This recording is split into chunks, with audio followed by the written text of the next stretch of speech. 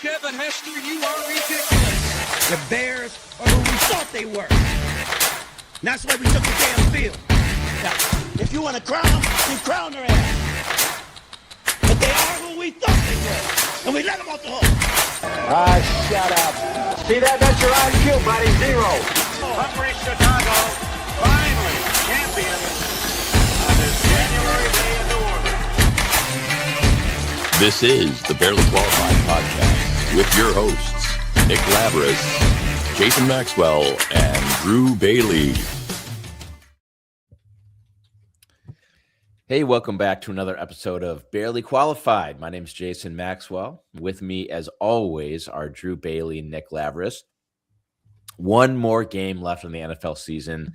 Super Bowl 60 awaits for us on Sunday between the Seattle Seahawks and the New England Patriots. Rematch of the memorable Super Bowl 49, the first and goal, fourth and goal. Russ passes on the slant. The Patriots win another one. I don't know about you guys. I'm not as excited for the game itself this year, which is a weird kind of negative way to start the show. So I'm sorry, but I had to kind of get that off my chest. Sam Darnold versus Drake May just doesn't really get my heart racing like I thought it, was hoping that there were some other matchups that could be out there. Maybe it's just coming down from the Bears' magical season, wishing it was still us in there. But regardless, it is the Super Bowl. There's plenty of fun stuff to talk about in the days leading up to the big game. So on this, our 44th episode of season 2 of our Barely Qualified podcast, we're going to break down the Super Bowl matchup. We're going to lock in and track some Super Bowl prop bets. We'll track some of those. We'll just throw out our favorite ones too. We'll touch on some recent Bears news. We are a Bears podcast after all. What else are we going to do? We'll hit up the latest coaching musical chairs situation, and we'll round it off with our podium list. This week's podium list is actually, they're all very exciting, so I shouldn't say actually, but this week is one I've been waiting for a couple of weeks now. It's coaches you think you can beat in a fight. So you're not going to want to miss that. Stick around with us till the end. We're going to have a little bit of a hodgepodgey show here. It's going to be a lot of fun. Before we go into the show itself, I do want to tell you a little bit about our friends over at Lola's Handcrafted Churros in downtown Lisle. Now, Lola's offers up handcrafted churros. They're made from scratch, made to order, piping hot. Doesn't stop there. Lola's pairs these bad boys with ice cream sundaes. They got stuff like s'mores churro sundaes, matcha fruity pebble, Nutella and strawberry, pink celebration for the kids. That's what my kids love the most, is that pink celebration one. So you can get a sundae, a dozen, stop in for one, whatever you do. You're going to love it. They have coffee, horchata, freshly made churros, and ice cream. Actually, NBC Chicago News dubbed them the most Instagrammable churro and ice cream store in the nation. I don't know how many churro and ice cream stores there are in the nation, but it is true. They have someone's got to be number one. Someone's got to be number one. Right. So, do yourself a favor. Check them out. Lola, L-O-A, churros.com. Follow them on Instagram and TikTok at Lola's Handcrafted Churros, and let us know how you like it. Quick side note, I stopped in there yesterday. My daughter, George, actually broke her pinky literally yesterday. So I had to pick her up from school. We got x-rays. We did all that thing. And we said, you know what? Let's get some ice cream. So we stopped into Lola's. They were awesome. Lo and behold, Myra, the owner, her daughter also broke her pinky in a similar manner on the playground at recess. So we bonded over that.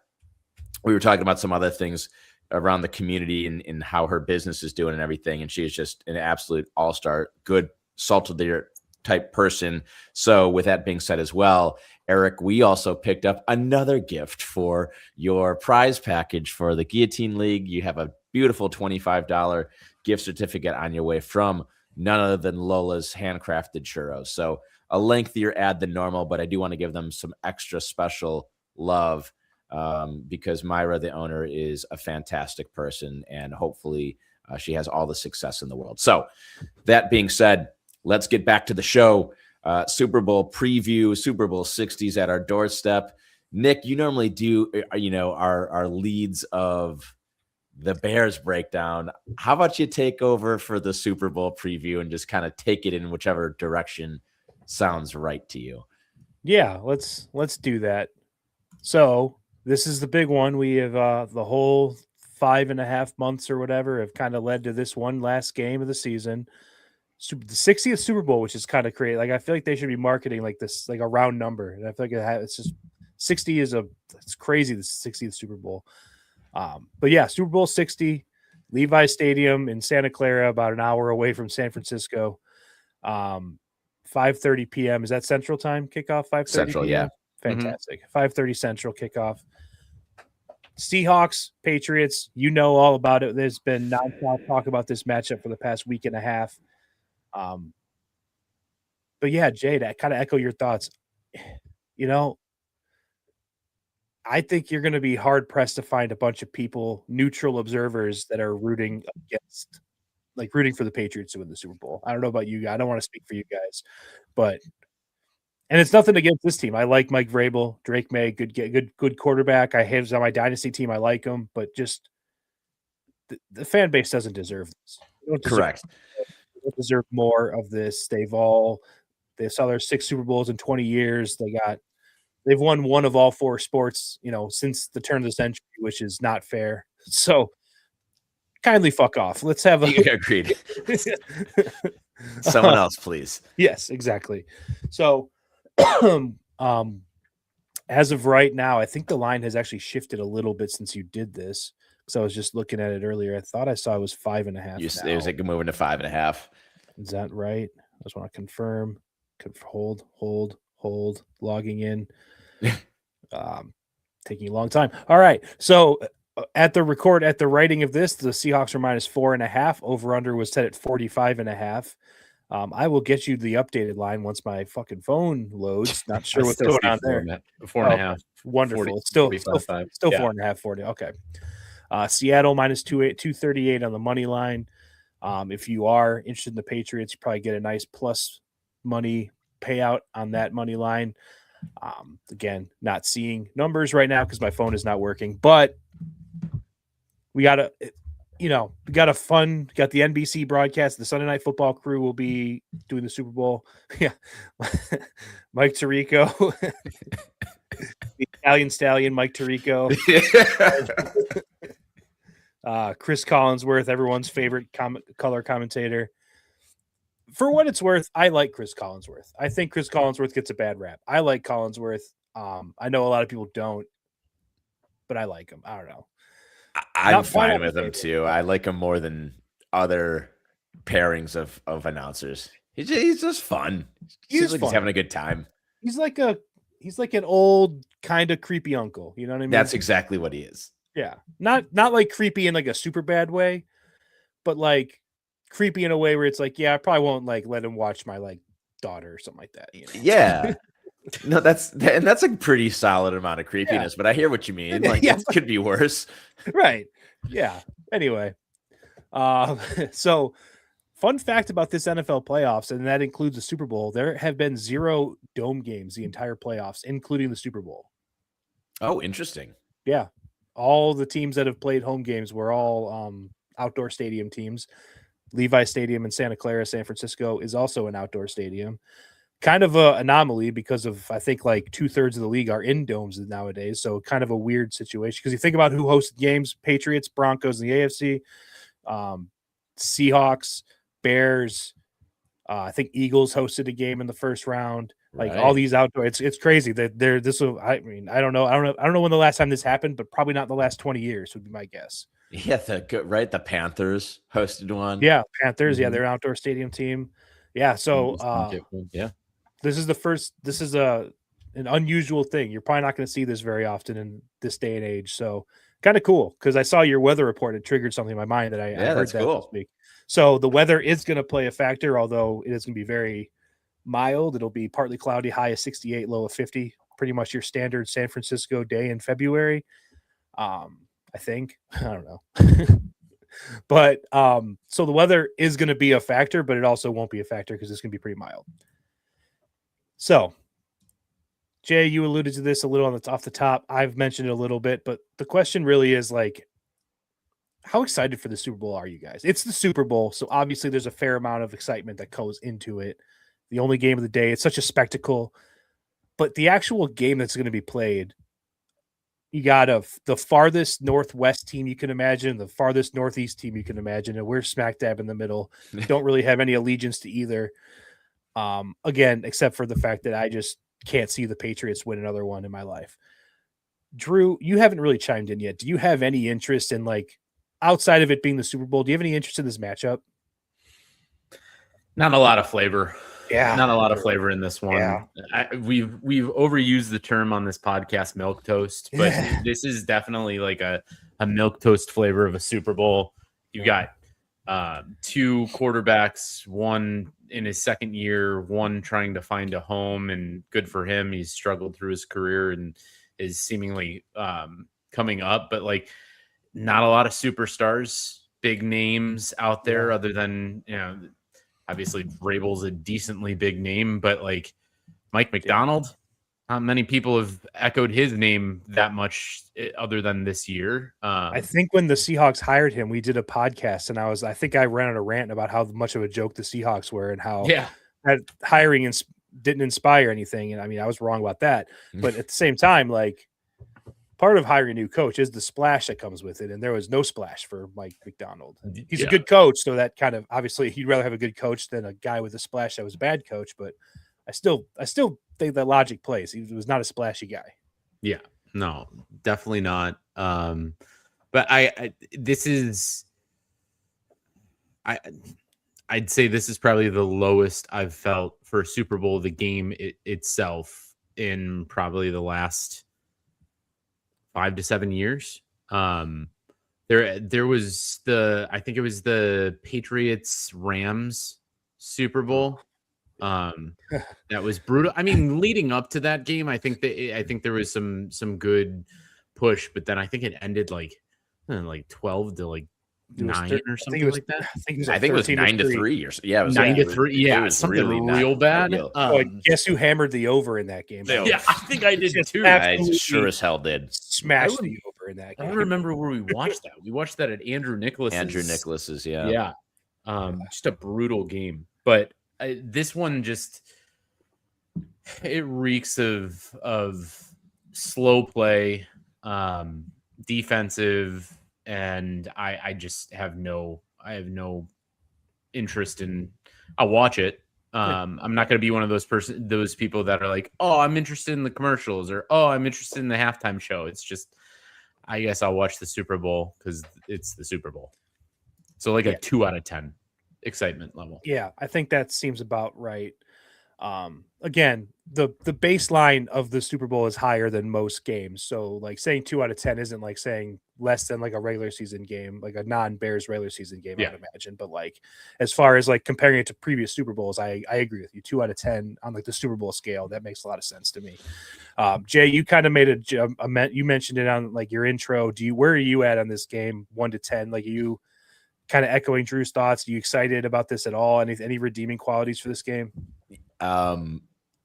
No, I'm in the same I'm in the same exactly what Drew said. I'm pretty much there.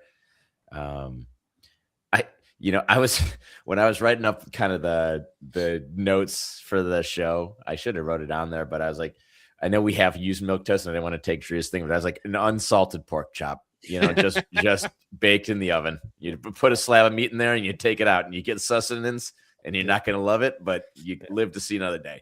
Take a paper towel and pat it off. You can take the fat off of it. Yeah, we're cutting the fat off that too. That's right. And like, hey, listen, like I'm not gonna dog it. Like, it's the Super Bowl. That's a big part of my like go-to thing. So I'm gonna watch it. I'm gonna have fun with it. But like, I'm not excited about it. Yeah, relative to other Super Bowls, like you said, Nick. Of course, and that's the lens, right? Yeah, no, I agree with you guys. I'm in the same boat. Like the game, I do think the Seahawks are a fun team to watch. I mean, JSN he's on the verge of if not already there, like an absolute superstar. Probably the best or top 2 or 3 wide receivers in the NFL. I think he's passed some pretty household names, honestly, in my opinion. I think the year he put up is just like an outstanding season. God damn it, Rashid Shaheed. Shaheed. That is such a hard thing to say. Like, it really is. But anyway, so he might not make a huge impact on offense, but he is like, and I don't want to say like Devin Hester adjacent because it's not quite there, obviously, but he is electric on special teams. And like every time he's back there receiving a kick or a punt, it's like must watch TV. He's just electric. But yeah, I mean, Seahawks defense flies around. The Patriots defense, they play pretty good.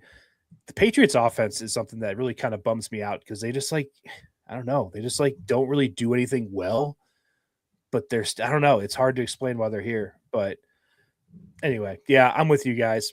But if you're not interested in the matchup, can I interest you in the itinerary of events leading up to the game? Because it's going to take a few minutes if you have some minutes. If you have a couple minutes to sit down, they've really beefed up like the production value of like all of the singers and performers and all that stuff for the Super Bowl.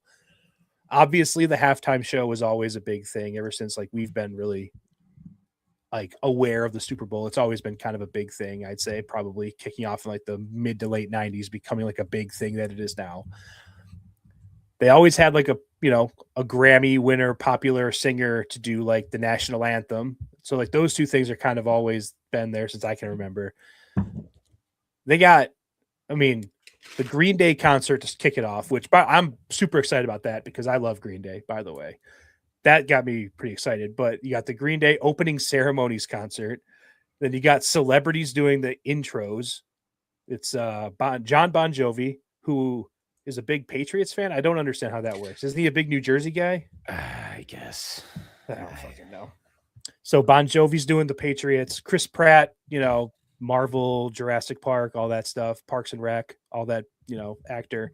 He's doing the Patriot or the Seahawks, Steelers. Charlie Puth, I think I'm pronouncing that. I don't know. I'm not a music guy. Is that right? No, you're good.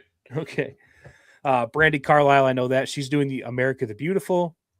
Coco Jones is Lift Every Voice and Sing. I don't know what that is. Do you know what that is? No, that's is that am I being insensitive? Am I no. Yeah. It's like exactly what you're thinking. Yeah, African American national anthem. Oh, okay. Yep. Yeah. Well, apologies. We're white. Yeah. Sorry about that. Yeah. I guess my privilege is showing on that one. My apologies there. But anyway, Bad Bunny doing the halftime show. Just an absurd number of things happening. And that's not even the main liner, right? We buried the lead on the big musical events of the day.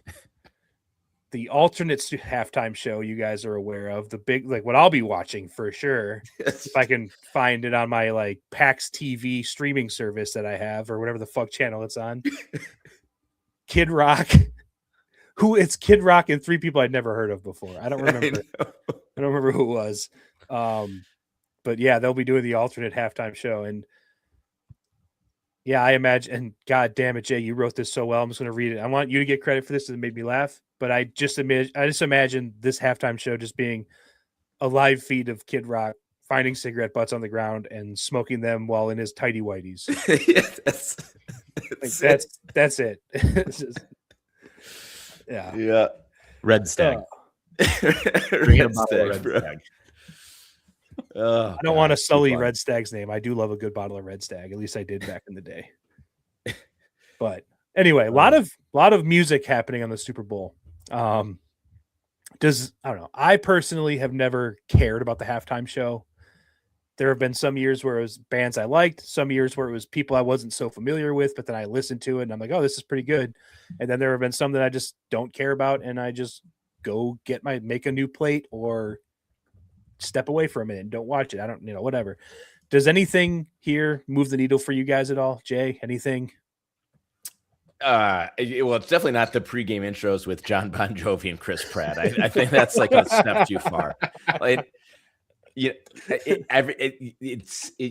They're getting more and more into this production stuff, and it's like so overproduced. It's like, guys, let's at a certain point, like let's just get back to the football and the commercials and like the halftime show, and we can keep it that be its thing. But God bless, it's getting people to do whatever, but like John Bon Jovi and Chris Pratt introducing the teams is like automatically going to be something that's going to be like, I have to watch it because I can't look away because it's going to be very cringeworthy. I just can tell that. Oh, yeah. I am excited. I think Green Day is always fun. I will say that. I know that they're politically pretty charged too, so I'm interested to see what that's going to be like. In what they do. That's just kind of their MO. But musically too, like it's kind of fun. But I am fine holistically having no opening ceremony. Like that doesn't need to happen. Charlie Puth, there he is, the national anthem. Like that's there. Good. There we go. Get him, Charlie. And then like I'm not gonna say that Brandy. I don't really know Brandy or Coco, so God bless them. Yeah. What I can comment on is like Bad Bunny. I don't know a lot of his songs. The songs that I do, it's like it's got that like it's fun. So I don't lively. Yeah. It's I don't know much of his music. I don't hate it. I don't love it. I would imagine it's going to be fun. All the halftime shows are somewhat fun. There's either controversial or they're something to do, something to talk about. So, get a little bit of pop culture in there. Enjoy the show. I would imagine it's going to be fantastic. Yeah. Yeah. Drew, anything you're holding out for, you're really looking forward to in the music department?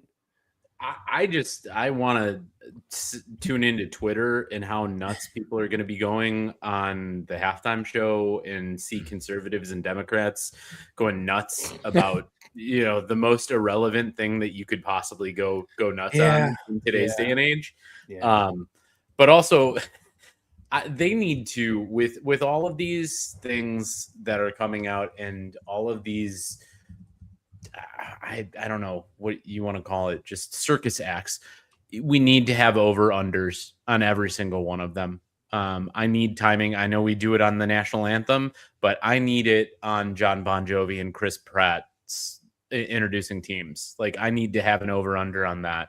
I need to have an over-under on America the Beautiful and Lift Every Voice because I'm hammering all of those overs. Yeah. The overs are the play. They've always been the play. Always been the play. Because I guarantee you, if you just always play the over, eventually you're going to get burned, but just do it every year. And I swear to God, the overs hit at least 75% of the time. So best bet in sports. Yeah. Yeah. I will be taking the over on Ball with a Ball, the Slick Rock song. Yes. Yes. Eric is very graciously typed in the lyrics to the song, which is spot on. Oh man. No, but honestly, like Drew, the way you said you're excited to like check in on how Twitter's going during the Bad Bunny concert, I'm equally as excited to do that during the Green Day concert. Folks, maybe don't turn the TV on if you're watching the Super Bowl with your dad until after the Green Day concert. There's really no reason to open up that can of worms. Yeah, no. So I say, that's funny. Hide your dads from the Green Day concert because it's going to be a not fun conversation for the next 3.5 hours. But anyway, so that's the entertainment part of the Super Bowl. It's going to happen. There's going to be some like dumb red carpet thing and all that stuff. But it's all part of the game. It's all fun. To dive into the actual game itself, there is going to be a football game being played in between all these concerts. So I think the big thing, and it's been kind of a story brewing up a little bit this week. I think most people think it's going to be a non-issue, but Drake May has had a shoulder injury all week, and he's been listed as questionable for the game. Now, shocked isn't even the word. Like it would blow my mind if he just straight up did not play in this game because of a bad shoulder. It's Super Bowl. But if he can't play, that's a huge blow to the Patriots. I think what's his name? Josh Dobbs, I believe, is their backup, right? The mascot. Yeah. Mm-hmm. So if you can probably get your Josh Dobbs MVP at pretty good money right now if you're interested. If you think Drake May's not going to play, I think he will play. But to kind of rub salt in the wound on that a little bit, and Jay, you called this out great. The Patriots offensive line has been pretty bad this season. Right. The Patriots took a pretty high draft pick on Will Campbell, guy that we all kind of liked for the Bears. At least I did anyway. I don't want to speak for you guys. A guy that I thought the Bears were going to take. And he has been not that great this season. I mean, I'm picturing him getting just absolutely burned by Will Anderson all game in that Texans game. You know, they're missing some of their offensive linemen on top of not being great are, going to be, they're questionable with injuries. So it's interesting, that's going to be a problem. The Seahawks defensive line is very good at getting to the quarterback. The Patriots have given up, and for let's see, you wrote it here somewhere that I believe they gave up double the amount of sacks the Bears offensive line did this season, right? It was 24-40. Yeah. So for perspective, double the amount of sacks. And the Bears had a pretty good offensive line protecting the quarterback, all that stuff. I mean, Caleb also escaped a bunch of sacks, but pretty low on the list of NFL teams to be sacked. Patriots are double that. And then the Seahawks have a very, very good defensive end or defensive line. So that could pose as a problem. So I don't know. I mean, I think that's right there is kind of key. Number one is for the Seahawks. You got to get after the passer. And then on the other side, the Patriots are not good at getting to the passer when they're on defense because they have the same number of sacks as the Bears. And we've been talking all season about how bad the Bears pass rush has been. And so, Sam Darnold, the one knock on him is if you put pressure on him, he kind of hurries up his process and, gets like the happy feet in the pocket and gets nervous. If you're not getting pressure on Sam Darnold, he can stand back there and sling it. I think we've seen that. So you got to get pressure on Sam Darnold. Now, Mike Vrabel is a defensive guy. I do anticipate him knowing that and getting pressure on him some way.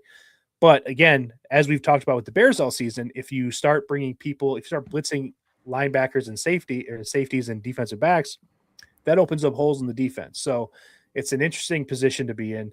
Kind of a similar situation, like I said, that the Bears would be in if they were playing in this game. They'd be blitzing to overcompensate for their lack of pass rush, and then they would be vulnerable in the back end. So I think those two head-to-head matchups are going to be very interesting to watch in this game. Yeah. The line play is interesting. Honestly, going through this too, Nick and Drew, I was like, good God, these stats and these team stats for sacks and pressures and sacks given up. How the hell are the Patriots in the Super Bowl? What the hell's what's going on? What is going on? And it's wild. I can tell you what's going on. They played a team in the first round that doesn't have an offensive line. Yeah, they played CJ Stroud in the second round, who might be the worst quarterback in the NFL. And then they played a backup quarterback in the Blizzard in the AFC Championship game. So and that's it. No, I mean that's it, right? They had the weakest regular season scheduled throughout the regular season. Like it's crazy. This is the Seahawks. It screams Seahawks no matter what right now. But I think a lot of things. What confused me is all the injury talks of the quarterbacks of Drake May. Yes, he's injured. Or injured his shoulder, and Sam Darnold had an oblique injury going into the NFC Championship game. And it seems like those are like highlights people are trying to touch on. Or I think Schefter had a tweet out saying, even though he injured his shoulder, he will be starting in the game. No shit. Yeah. He's going to be starting this game. This is it could be a once in a lifetime thing, but also he's a starting quarterback in Drake May. And I hate sometimes the Super Bowl media, how everything is just blown out of proportion and hyper analyzed. But to me, what this is all going to come down to 100% is going to be the secondary of the Patriots being able to stop Sam Darnold. And yes, Kenneth Walker has had a really good postseason. I think if you're the Seattle Seahawks, you just pass on that secondary all game long because they'll break more than they will stop you. But yeah, like you said, Nick, with the defensive lines getting pressure on both quarterbacks who are seemingly injured is probably a main priority. This to me, it's just screams Seahawks. It kind of does, doesn't it? Like I wrote a couple of points just so we can talk about it in like what are the counter arguments? Because on paper it's Seahawks like and we were talking about this even last week, like Seahawks by a good amount. Is there merit in Sam Darnold being the quarterback of the Seahawks as a risk? And I'm talking simply about the spread here. This is a pure spread. We're going into a gambling play of 4.5. 4.5 is a decent amount of points in a Super Bowl. It is. Yeah. Shit, the Eagles got 3.5 when they were starting, what's his name? Nick Foles, right? Yeah. Against the Patriots. I was like, whoa, that was close. 3.5 is still a good, 4.5 is a good amount of points in the Super Bowl. Yep. Is Sam Darnold enough to be like, hey, listen, the guy's got 14 interceptions. If he poops the bed, that is possible to a certain degree, right? Yeah, I think when you look at the Seahawks team, it's kind of the perfect spot for Sam Darnold. Yeah. The Seahawks, I don't think it gets talked about enough how good the Seahawks defense is. The Seahawks played a game against the Rams, who are a good team. They were a couple plays away from being the Super Bowl themselves this year. They played a game in Los Angeles against the Rams where Sam Darnold threw 4 picks, and they had a field goal at the end of the game that would have, if you would have made it, they would have won. Yeah, I know you're talking spread, right? But in terms of like Sam Darnold doesn't have to be good. He doesn't even have to be okay. He just has to be not terrible in this, in my opinion. He just has to be not atrociously bad.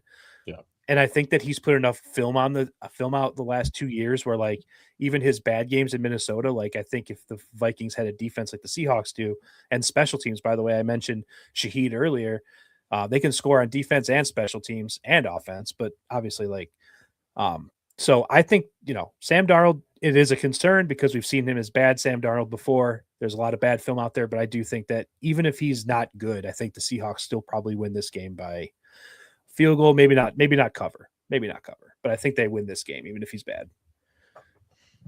I think that's a fair play. Drew, are you kind of in the same boat? It sounds like you are, right? Yeah. Every game essentially that Sam Darnold has played so far in this postseason is the biggest game that he's ever played. Yeah, they made the playoffs in Minnesota last year and lost to the Rams in the wild card.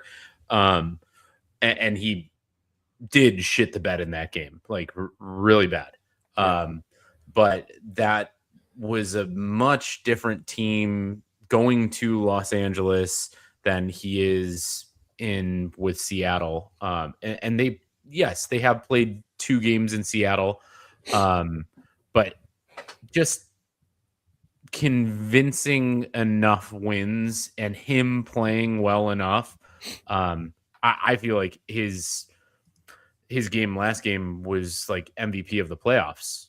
Yeah, already. Just crown it for him. And I don't think Seahawks need to lean on Sam Darnold to win this game. I think they will because that's the way they blow out New England and just make it a well solidified game.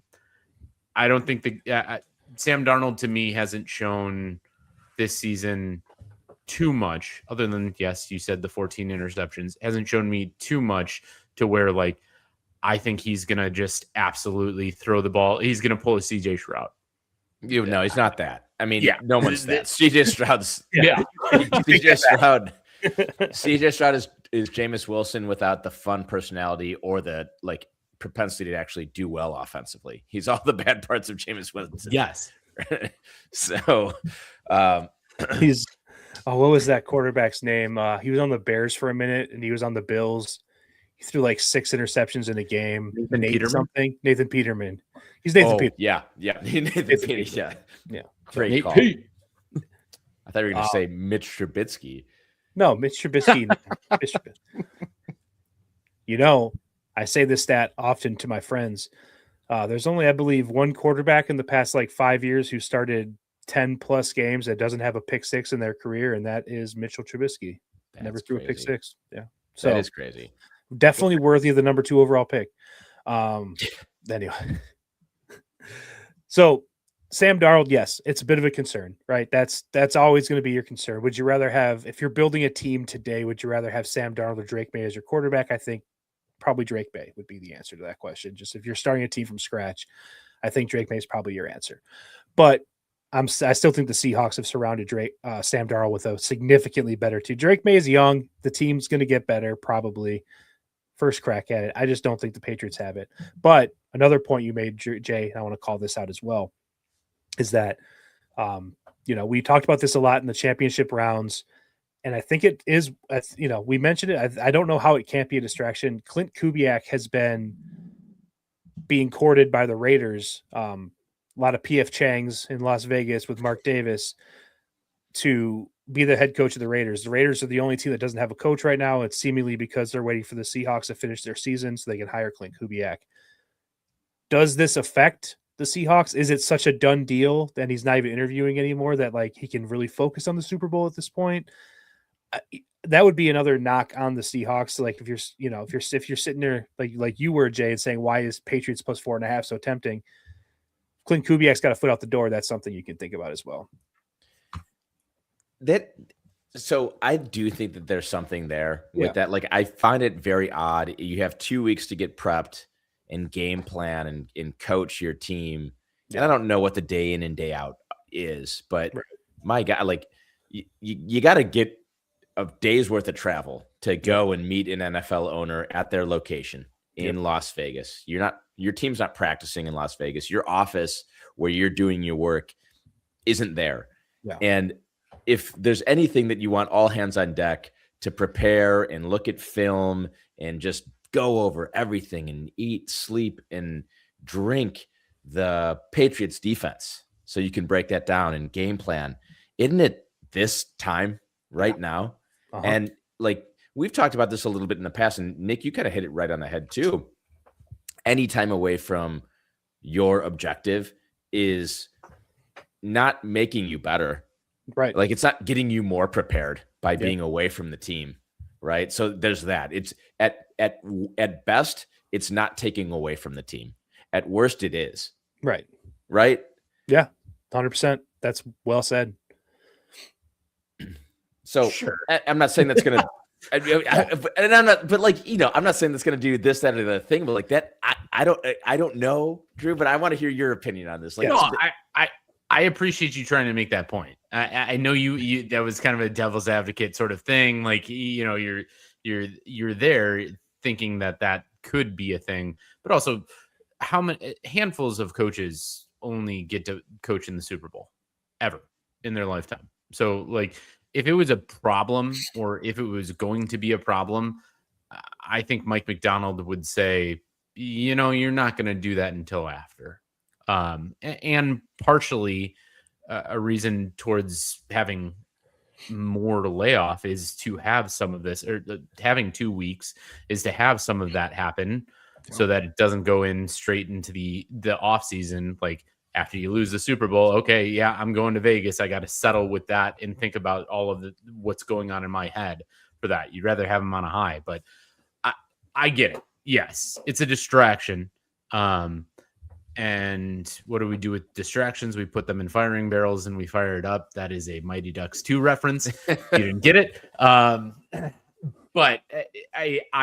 I see it as, okay.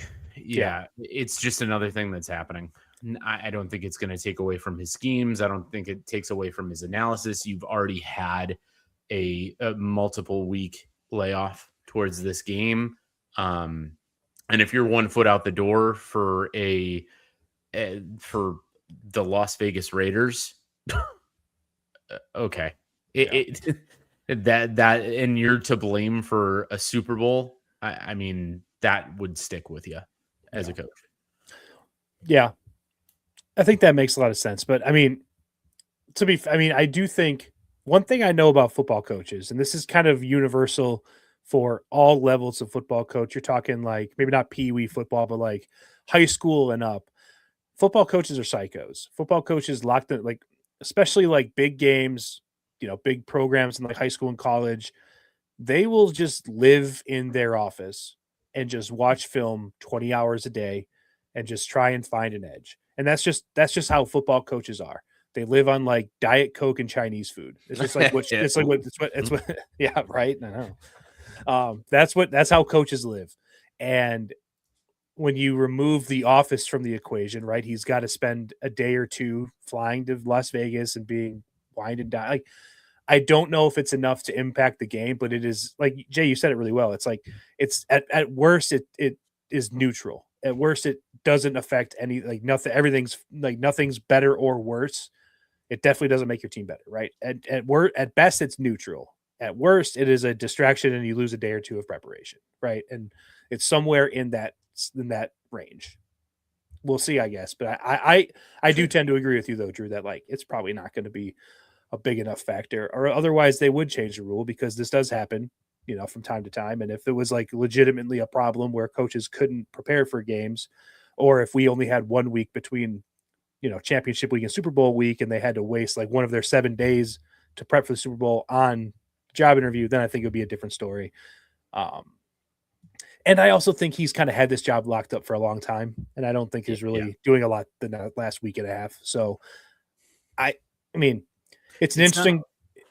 In my opinion, it's not like it's a college football coach where you got to get in there pretty early, start your recruiting process. Right. In the NFL, you don't have much that you're really, other than getting into your scheme, getting your getting the organization underneath you and your coaching staff all together.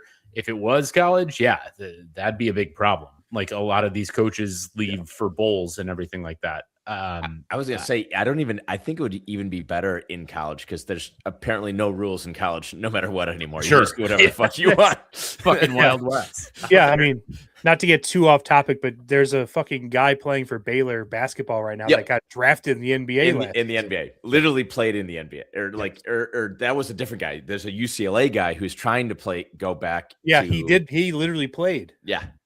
Literally played in the NBA. Is trying to go back to college. It's like, okay. Everyone shoot everything, hang everyone. There are no rules anywhere.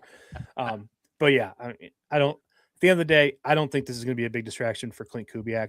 Drew, I think you kind of said, like, if you spend half your time the week you're preparing for the biggest game of your career as an offensive coordinator, trying to work on your next job and not trying to win a Super Bowl, that's something you're going to take with you for the rest of your life. Like, Super Bowls, not everyone goes to a Super Bowl. You might get one. You want to make sure you win it. So I think that the adequate preparation is being done by Clint Kubiak. I'm not worried about that. I agree. And I know I brought that up, and you're right. Yeah. Some of that was a bit of a devil's advocate argument. I would also assume that they actually have like specific days of rest where you're away from the team, you can do your thing. Yeah. I'm not concerned about that. I don't think that it impacts the line if you're looking for some kind of a Vegas edge. I think that's the tinfoil hat. Just something interesting to think about, though. Yeah. I'm glad we've talked about it. It's been a storyline. I mean, the one thing about the Super Bowl, there's no shortage of like storylines that mean absolutely nothing that you'll forget in a week. So that's good. Exactly. That's why we get 2 weeks off, so we can find every tiny little story that needs to be talked about on ESPN for 6 hours. Oh man. And they are just milking everything, because when the NFL goes away and it's just like NHL and NBA, and we were talking about this even on the text, like, guys, the NBA, like, I could go on for an hour about how like just bad it is. Oh God. There's nothing to do. So like ESPN, they're just trying to milk these stories. It's bad. Yeah. I got very defensive earlier in the week. I don't want to go too much down our text chain drama. Not as drama, but I got fuck Paul. He went on a little tangent. He took a shot at baseball, and don't get me wrong, baseball's not perfect. The Dodgers are kind of showing that, and they're just willing to spend whatever they need to win the World Series. Every other team's kind of watching.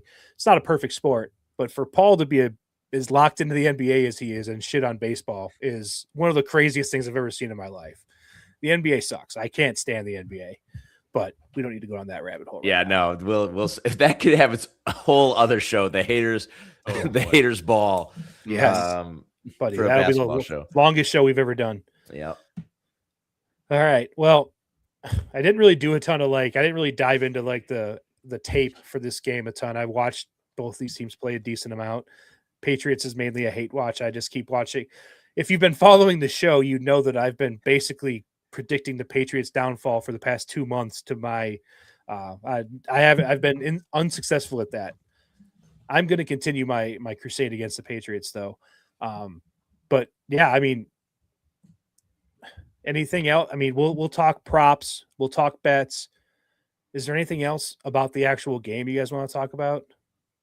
One more thing for me that I Yes. thought of and I didn't write down is I'm really interested in how, and again, this isn't meant to be too much inside baseball here, but we all know Jackson Smith and Jigba. Yep. And I'm pretty sure we all know Christian Gonzalez, right? He's just a phenomenal corner. He's very good in man coverage as well. I'm interested how the Patriots are going to deploy that, because that is a tier 1 corner and coverage matchup against a tier 1, possibly 1 of 1 on the offensive side of the ball in JSN. So that'll be interesting. I think that if you're looking at JSN props, he's just consistently at 100 yards a game this year. I think that we'll get into the props. I think it's about 93 or something like that. Something to think about for the whole game flow as well is I would be interested to see what that matchup looks like, if they're going to stay in zone looks or if they're just going to have Gonzalez shadowing and playing JSN one-on-one, because the other wide receiving kind of threats for the Seahawks are, I mean, if we rattle off those names, they're not anything to really write home about. And even your boy Shaheed is more of a return threat than he is a wide receiver or and a kind of a gadget guy. So interesting thing to think about. You're not a Bobo guy? Bobo ski Watton cotton, dude. You're not gonna get cupped. You're not gonna go to the barber. Like, come on. There's guys out there. I mean, that's what they want you to believe, bro. Yeah. I will say you brought up Christian Gonzalez, and I would say anyone that watched the Patriots and is like a hater like I am can easily point to the fact that the Patriots have not played like a true number 1 receiver in the playoffs, because even when they played the Texans, Nico Collins was out with a concussion. True. Yep. But he is very good. Like I would not use that argument against the Patriots. I think Christian Gonzalez is a very, very good corner. And I think he got beat on that one big play the Broncos had in the AFC Championship game. But besides that, it was complete lockdown. So normally that would be something I'd throw out there and say, no, that's a good point though. But he is very good. He is very good. And I think whenever I see a good corner against a good receiver, I just, the receiver is going to get loose at some point. It's just the way it is. Like the offense has such an advantage.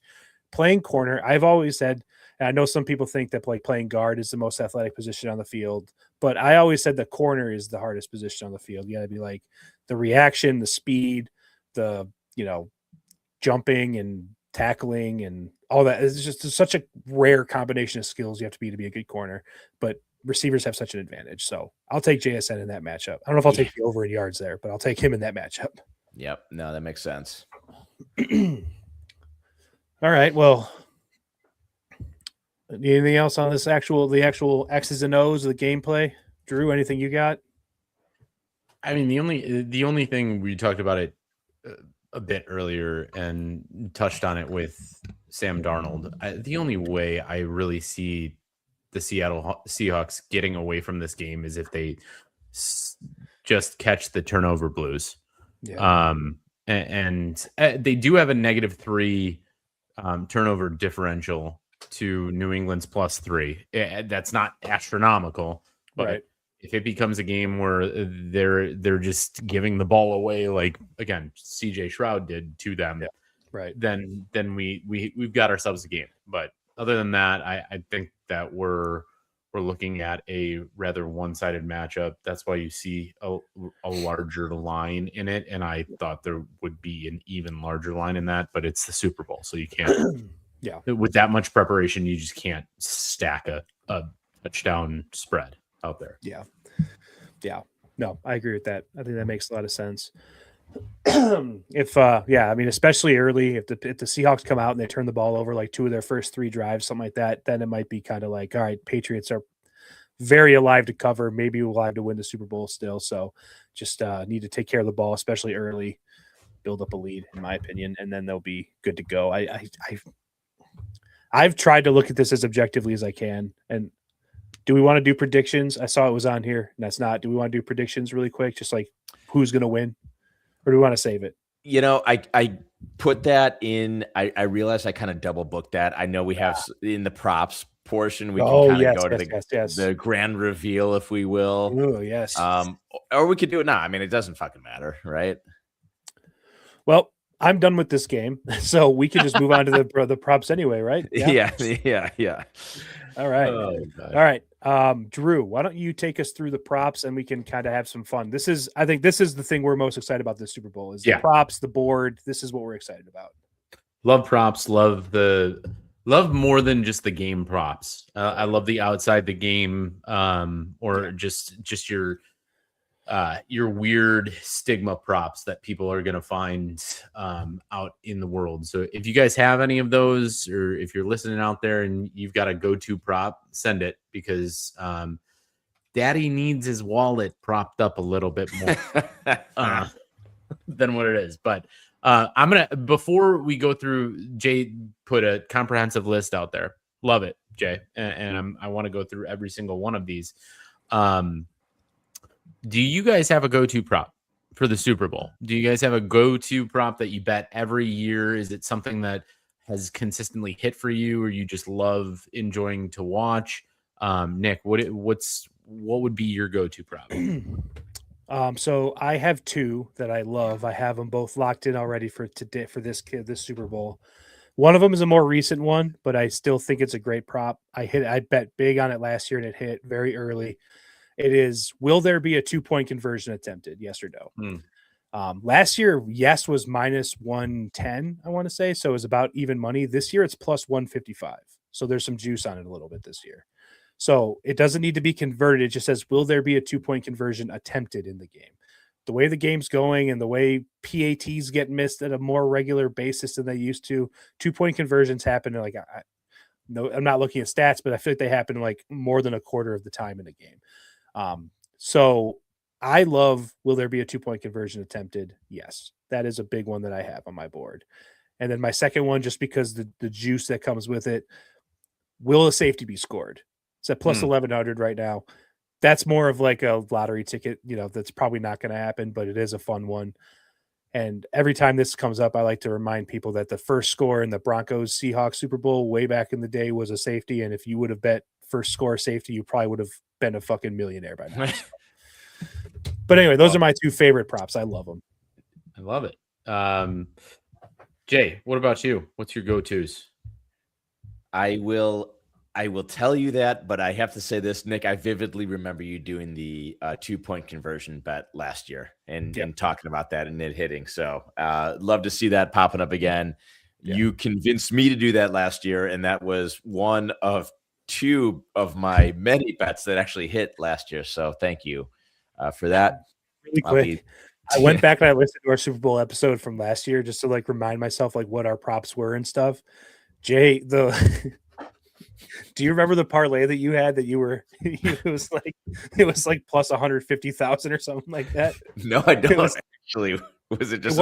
It wasn't that crazy. I mean, it was, but it wasn't like that many legs. It was Noah Gray to score the first touchdown. It was Saquon to score 2 touchdowns, and it was the Eagles defense to score a touchdown. Okay. Those 3 things. Yeah. It was like $10 to win 15 grand or something like that. You gotta have a monster. Yeah, why not? A monster in there. Why not? Yeah. I was like, that actually seems like it could happen. The Noah Gray thing sucks, but everything else I thought was right, very much in play. Right? You never know. Sorry. No, you're good. You're good. Drew, I know I'm gonna hog your hog here. No, I'm gonna steal your thunder a little bit, but this has been one of my favorites for a very long time, and it's just the length of the national anthem. We mentioned that earlier. I've never not bet the over on that. It hits, and I don't have any data. I'm sure I could look this up easily, and it might even say 60% of the time it hits the under. It seems like it hits at least 75% of the time. I love it. It's fantastic. It's a great way to just start out the betting and have a stopwatch and have people go crazy. It's a lot of fun. My other one is just the color of the Gatorade. I love it. I've always picked an obscure. I've actually yet to win a Gatorade color, bet because I'm always picking like a purple or something that's in the 8 to 1s. One day I'll hit it. So those are my two favorite in go-tos. My favorite of all time, if I may, really quickly, was when Maroon 5 was doing the halftime show, and it was Will, lead singer, whose name escapes me for whatever reason. Will he remove his shirt off? That was fantastic. That was just absolutely electric. Oh God, just Jay just fucking begging for a tarp top. Surprisingly enough, I feel like that was the Patriots-Rams Super Bowl. I think it was because Sam. I remember Sam was going nuts about it too. It was very. I'm pretty sure that was. That's second reference to that, but yes, it was definitely an Adam Levine removing shirt. Did he do it? Yes. Okay. Yeah. The room went crazy. There was a lot of desire to see. It was him definitely shirtless. a plus money prop too. Oh yeah, it was. That's bad. It was. That's bad odds. That should have been minus 500. Well, that was why we took it. You guys are sharp. Yep. All right. The two that I have picked up, I think, of over the last 5 years that I really like. One is total number of players to have a pass attempt over 2.5. I love the over of 2.5. People get in the Super Bowl. People get tricky. They try things. It even happens where a lot of times, like you'll try an end around and a wide receiver or a tight end or something like that will have nowhere to go and they throw the ball out of bounds. That's pass attempt. Last year that happened. Yeah, because the Eagles put in what's his face from Pitt. Kenny Pickett. Kenny Pickett. He came in to like take knees and hand the ball off, and they threw on like 3rd and 7. Yeah, and it was a horrible pass. It was incomplete, but he threw it, and that was how it hit. It was like 90 seconds left in the game. It was awesome. Yeah, I think it's hit in the past 2 years because then what's his name, Jennings, threw that touchdown. Oh yeah, San Francisco. Yep. You're right. That's a fun one. Obviously, we've got the Philly special. That's a cool one to bet on. I like also it's not great odds, but I like the jersey number of first player to score. Whenever they set a line for that, you look at like your most odds to score people, and it kind of almost splits the difference. Right now, just letting you guys all know, the over or the line is 10.5 on this one. Over is minus 160. And under 10.5, which the most likely to score is Kenneth Walker III, who's number 9. That's plus 120. So there. But I like those. I like those kind of like it's almost like a roulette wheel at that point. Yeah. You're doing your first 10 bet or something like that. So those are fun to do. Do you have anything locked in for this Super Bowl yet? Gotta have money to be locked in. Yeah. Still betting on basketball, which is a problem. But we'll get there. DK has DraftKings has been so nice to tempt me with reload bonuses. So who knows? Very nice of them. Yeah. Very, very, very kind of you to tempt me, DK. But let's go through some of these props and hit them. And if you guys have any throw-ins or want to go with anything else, let me know. But we're going to start with one of Jay and my favorites. Obviously, Jay touched on it already. We've got lengthened national anthem, just under 2 minutes at, the line is at 2 minutes under or over at 119.5 seconds. So I'm going to start with Nick first. What do you got? Over, under on this? Can't take less of the national anthem. You got to take the over the national anthem. Yeah. Jay, you feeling the same? I've never taken the under. I've always taken the over. Never going to stop taking the over. So let's rock. We're going to give you up. That's right. All right. And I'm having trouble. I don't know why I can't click into that. So if somebody can record these, that'd be great. I got you. My mouth is not clicking into that.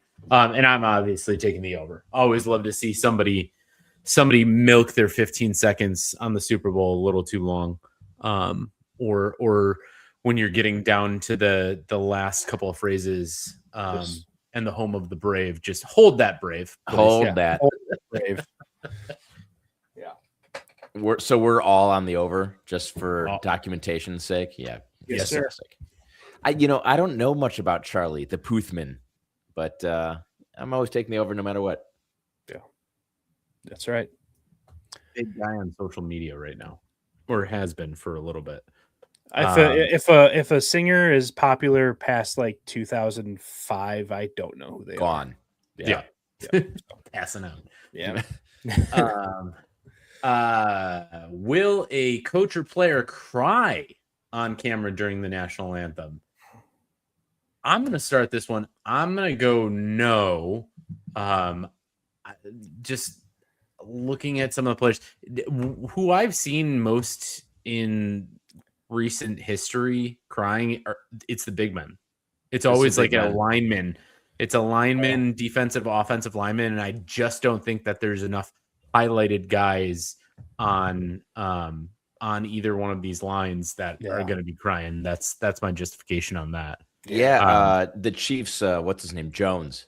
Yeah. That's a cry Chris guy. Jones. You're gonna get a cry from Chris Jones. Yeah. Do you guys recall the No-Sean Moreno tear? I was going to bring it up. Okay. Yes. Oh, yeah. The biggest tear to ever fall. That man was like bawling. Yeah. Good for him. How you can have no emotions while crying. Yeah. He pulled it off. He pulled it off. He did. Very hydrated man. Walked that tightrope really nicely. Mm-hmm. All right, Jay, you think someone's crying? Drew, I wanted to say yes, but your reasoning was actually really spot on. I'm still going to say yes, but not confidently anymore. But I'm going to stick with the guns, but I like your logic. So yes, but I'm probably wrong. Okay. Where's your consensus lie? I'm going to say yes. Drake May seems like a cry guy to me. Ooh. I can see him crying a little bit. So I dig it. I don't know. Also, you got Stephon Diggs out there. He's a very emotional guy, just in general. I could see him shedding a tear just because, not because of the national anthem necessarily, just he's been in the league for however long, and he's finally in the Super Bowl, and just all that coming to realization. I don't know. Just, I think there will be a crier. Okay. Yeah. I like that. And now I just realized third prop down why this was referenced. Totally forgot about the Stephon Diggs, Cardi B. Oh yeah. Baby mama. I almost want to twist this into saying, will the amount of baby mamas Stephon Diggs has be referenced ever? But I think that would probably be shied away. But we've got here next. How many? Here's a guy who's got an unknown quantity of children. I was gonna say, you get a couple scotches and Uncle Chris, he's gonna say whatever he wants. Here's a guy that fathered 4 kids within a year. What's going on here? Talk about a libido on that guy. Oh man. So we've got how many times Cardi B will be shown on the broadcast? 1.5. Ain't your Taylor Swift numbers. It ain't your Taylor Swift numbers for sure. Nick, where are you at on this? Over under? I'm smashing the over. I'm smashing the over. I think it's going to be 5 times plus. Absolutely. Yeah. Couldn't be more in agreement. Going to put an alternate line on that one. Yep. Alt line. Alt line on the Cardi B. I think the same thing. If you could parlay the amount of catches Stephon Diggs has with the amount of time she's shown, it'd be a very parallel sort of line. So you might want to look into that if you have a book that's nice enough to do that. Jay, where are you lying here? 100% with Nick. Yep. Yeah. And if she somehow stands up, turns around, shows that ass, I'm good with it too. So, sure. Yeah. Okay. Oh yeah, on consensus there. Okay. Yeah. Yep. All right. Here's where we get a little more 50-50. Mm-hmm. Totally, obviously. I think this actually is the most bet on prop. Yeah. In history of the Super Bowl, we're talking coin tosses. Best odds you can get at the book as well, by the way. Minus True. 105. It's always minus 105, and it's true 50% odds. They I want got minus 103. Well, wow. Ooh. See, even better. Ooh. Okay, so we've got coin toss. Jay, where you at? You heads guy, you tails guy. Always been no. I pick heads. Yeah. Yeah. I've always been a tails never fails guy, so I'm a tails guy. I am in Drew's camp. I'm a tails never fails guy. And I judge people that pick heads, so no offense. No, that's fair. Yeah. No. you gotta do what you gotta do. I'd like to also have like a caveat in those. I wish there was 2-part bets, like sequential bets. If this happens, what will happen? So like if tails hits, will the opening kick be deferred? Right. Will it like I wish that there was That'd be fun. Yeah, I mean, there's obviously parlays that can happen, but I want to call them like storyline bets. Choose your own adventure. If this happened, yeah. Or the what's the SOPs? You have boxes, and then you go line charts, all of that shit, whatever. So a flow chart?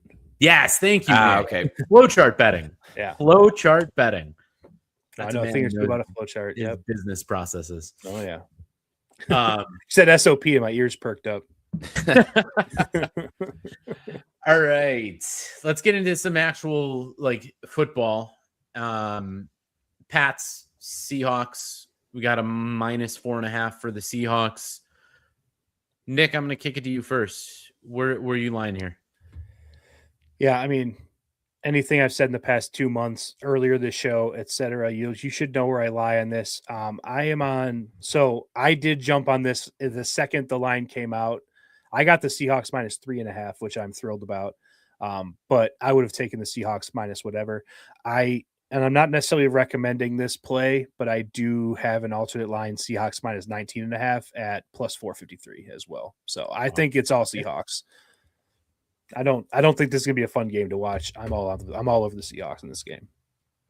Yeah, I don't stray far from you, although I'm not really gonna bet hard into the alt lines. Or it's not a hard. It's like $10.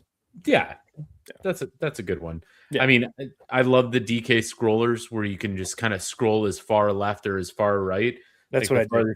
Yeah, the farthest 19.5 is the biggest. Yeah, 19.5 you can go plus 453. Yeah, let's get it. I'm just all Seahawks here. So, Jay, what about you? I wish I could have some fun and go against you guys, but I'm on the Seahawks as well. Yeah. And then we've got the over 45.5. 45.5. Rifle through this. Where are we thinking we end, Jay? I think it's going to be an ugly game. I think that the Seahawks are going to cover, but I just don't see the Patriots putting up a ton of points here. I think they get to like the 10-14 level. And I have the under. I think it's just going to be a boring game, guys. I really do. Yeah, smaller, just one-sided game. I see like a 20-9. I don't see a touchdown really being put up in New England's camp. So I'm on the under too. I hate being on unders, but I know I just don't like this game. But I'd love to be proven wrong. Nick, you think they're gonna prove it wrong?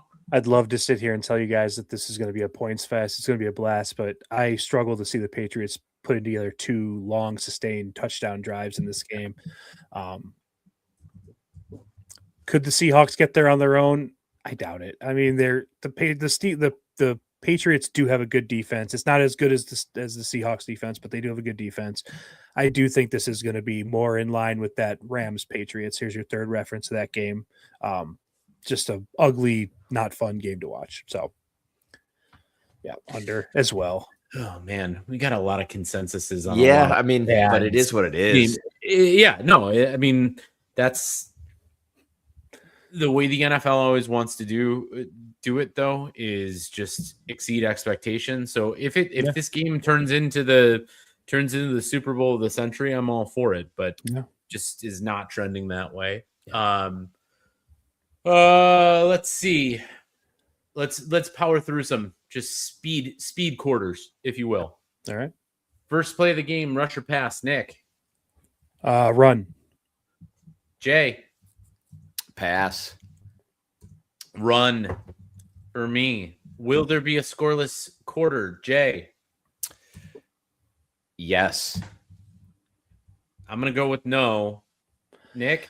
I'm going to say yes as well. I think kind of to my under point. I think this is going to be kind of ugly. So, yeah, yes. Okay. First team to score, Nick? Seahawks. I'm gonna take a field goal for New England. Jay? I'm gonna go with the Patriots as well. I am in a squares group that you get paid out with every score change, and I have Pats 3, Seahawks 0. So we're really hoping for a 3-0 start. Okay. That's a hell of a square to get. By the way, the Super Bowl. Yeah. Guys, check this out. 2 squares in this one bracket. It's a big money one. This is like Sam's league. Seahawks 7, Patriots 3. Seahawks 0, Patriots 3. Oh my God! So you could double up. They could be easily. pretty big. Yeah. So that dude goes to sleep with his mattress lined with about $250,000. Yeah, and then we gotta tip the guy, 20%. Like, what the fuck's going on here? What the fuck is going on here? It's laundering money, guys. Like, what the fuck are you guys doing? Anyway, God bless America. Oh man. And then shout out Jamie for big squares last week. Yeah, that was crazy. Yeah, it was. He cleaned I didn't win in Paul's NCAA pool last year, which is virtually impossible. Basketball, you win. There's no better numbers, right? And I have not won in the playoffs, so I need a Super Bowl win bad at the squares. Yeah, we got to get that chart published. Oh yeah. Sorry, I don't know what you're talking about, but yeah. Well, no, like the squares populated and like distributed. Oh yeah. Know our numbers. Yeah. All right, we've got Darnold passing yards 230.5. I'm going over. I think it's just a Darnold game where they're going to throw the New England defensive front they're not slouches. They shut that down. So I think there's just a script that Sam Darnold's going to pass the ball. I think there's a script that Sam Darnold could be the MVP. Thus his highest odds. So, Jay, where are you going? Under. I'm going to be pretty boring in a lot of these. I think the under is going to be where I go for a bunch of these props, unfortunately. Nick? I think I'm going to take the over. I think the Patriots are really going to try and take away Kenneth Walker and the running game. So I think they're going to be forced to throw, and I think they will to some degree of success. So I'm taking the over there, which doesn't make sense for my overall under and everything, but I think that this will happen. So yeah, they eat up yards though. So, but turn the other side. Is Drake May going to be passing a bunch because they might be behind? It's more of an enticing line potentially, but 220.5 for sophomore quarterback. Nick, what do you think? If this game goes the way I think it's going to go, this has backdoor cover written all over it, so I'm going to take the over. Jay, you in the same boat? Yeah, I took the words right out of my mouth. The fear is he gets sacked so many times he's injured and just like benched. I'll take the over. I probably won't be betting on this, but for this purpose, I'm taking the over. Yeah. Hey, to reference back, Joshua Dobbs is plus 12,000 to win the Super Bowl MVP if that does happen. So there you go. I'm on the over too because yes, I'm backdoor cover / all throwing in the second half / we can't run because Ramondre Stevenson and Travion Henderson blow. Those are the things. All right. 2 more overs, and then we'll get into a bath over or color. So we've got JSN over receiving yards. That's a crazy number. And I did see something that I actually like as a prop, and I'll tell you, I'll stop last on myself, but 93.5 sounds like WLIT.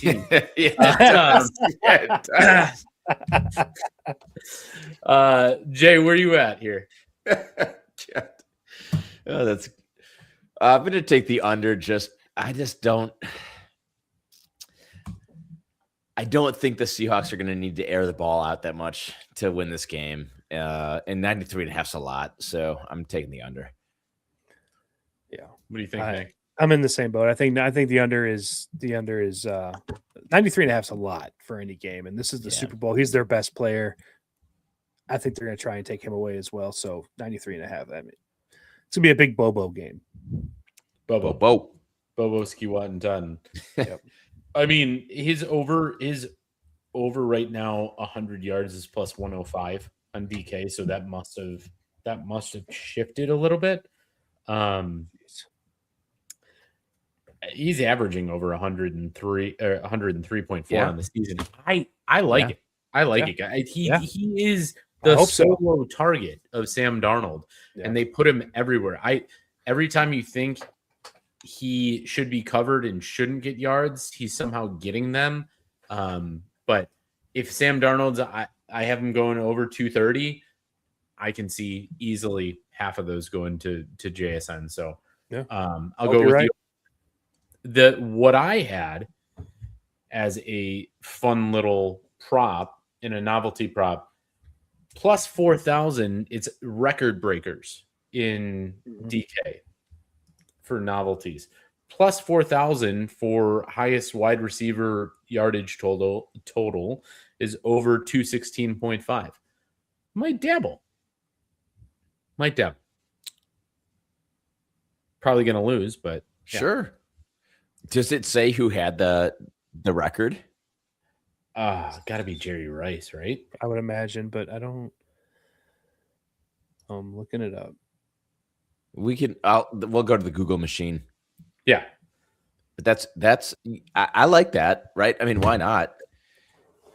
Yeah, there's no guarantees in life, but also anytime you put a plus 3,000 out there and it's not realistic, we do that all the time. But it's Jerry Rice, by the way. It's got to be. Jerry Rice, Super Bowl 23. I don't know who they played that year. It was 89. That might have been the Broncos. I'm not sure. But 11 catches, 215 yards, and a touchdown. That's a hell of a day at the office. Yeah. All right. Last two. Longest touchdown, 36.5. Jay, where are you at? I'm going to take the over. I'm going to do the over. There are opportunities out there, big plays to be had. Honestly, Shaheed might just return a punt or a kick. So there's special teams to be considered there too. So I'll take the over.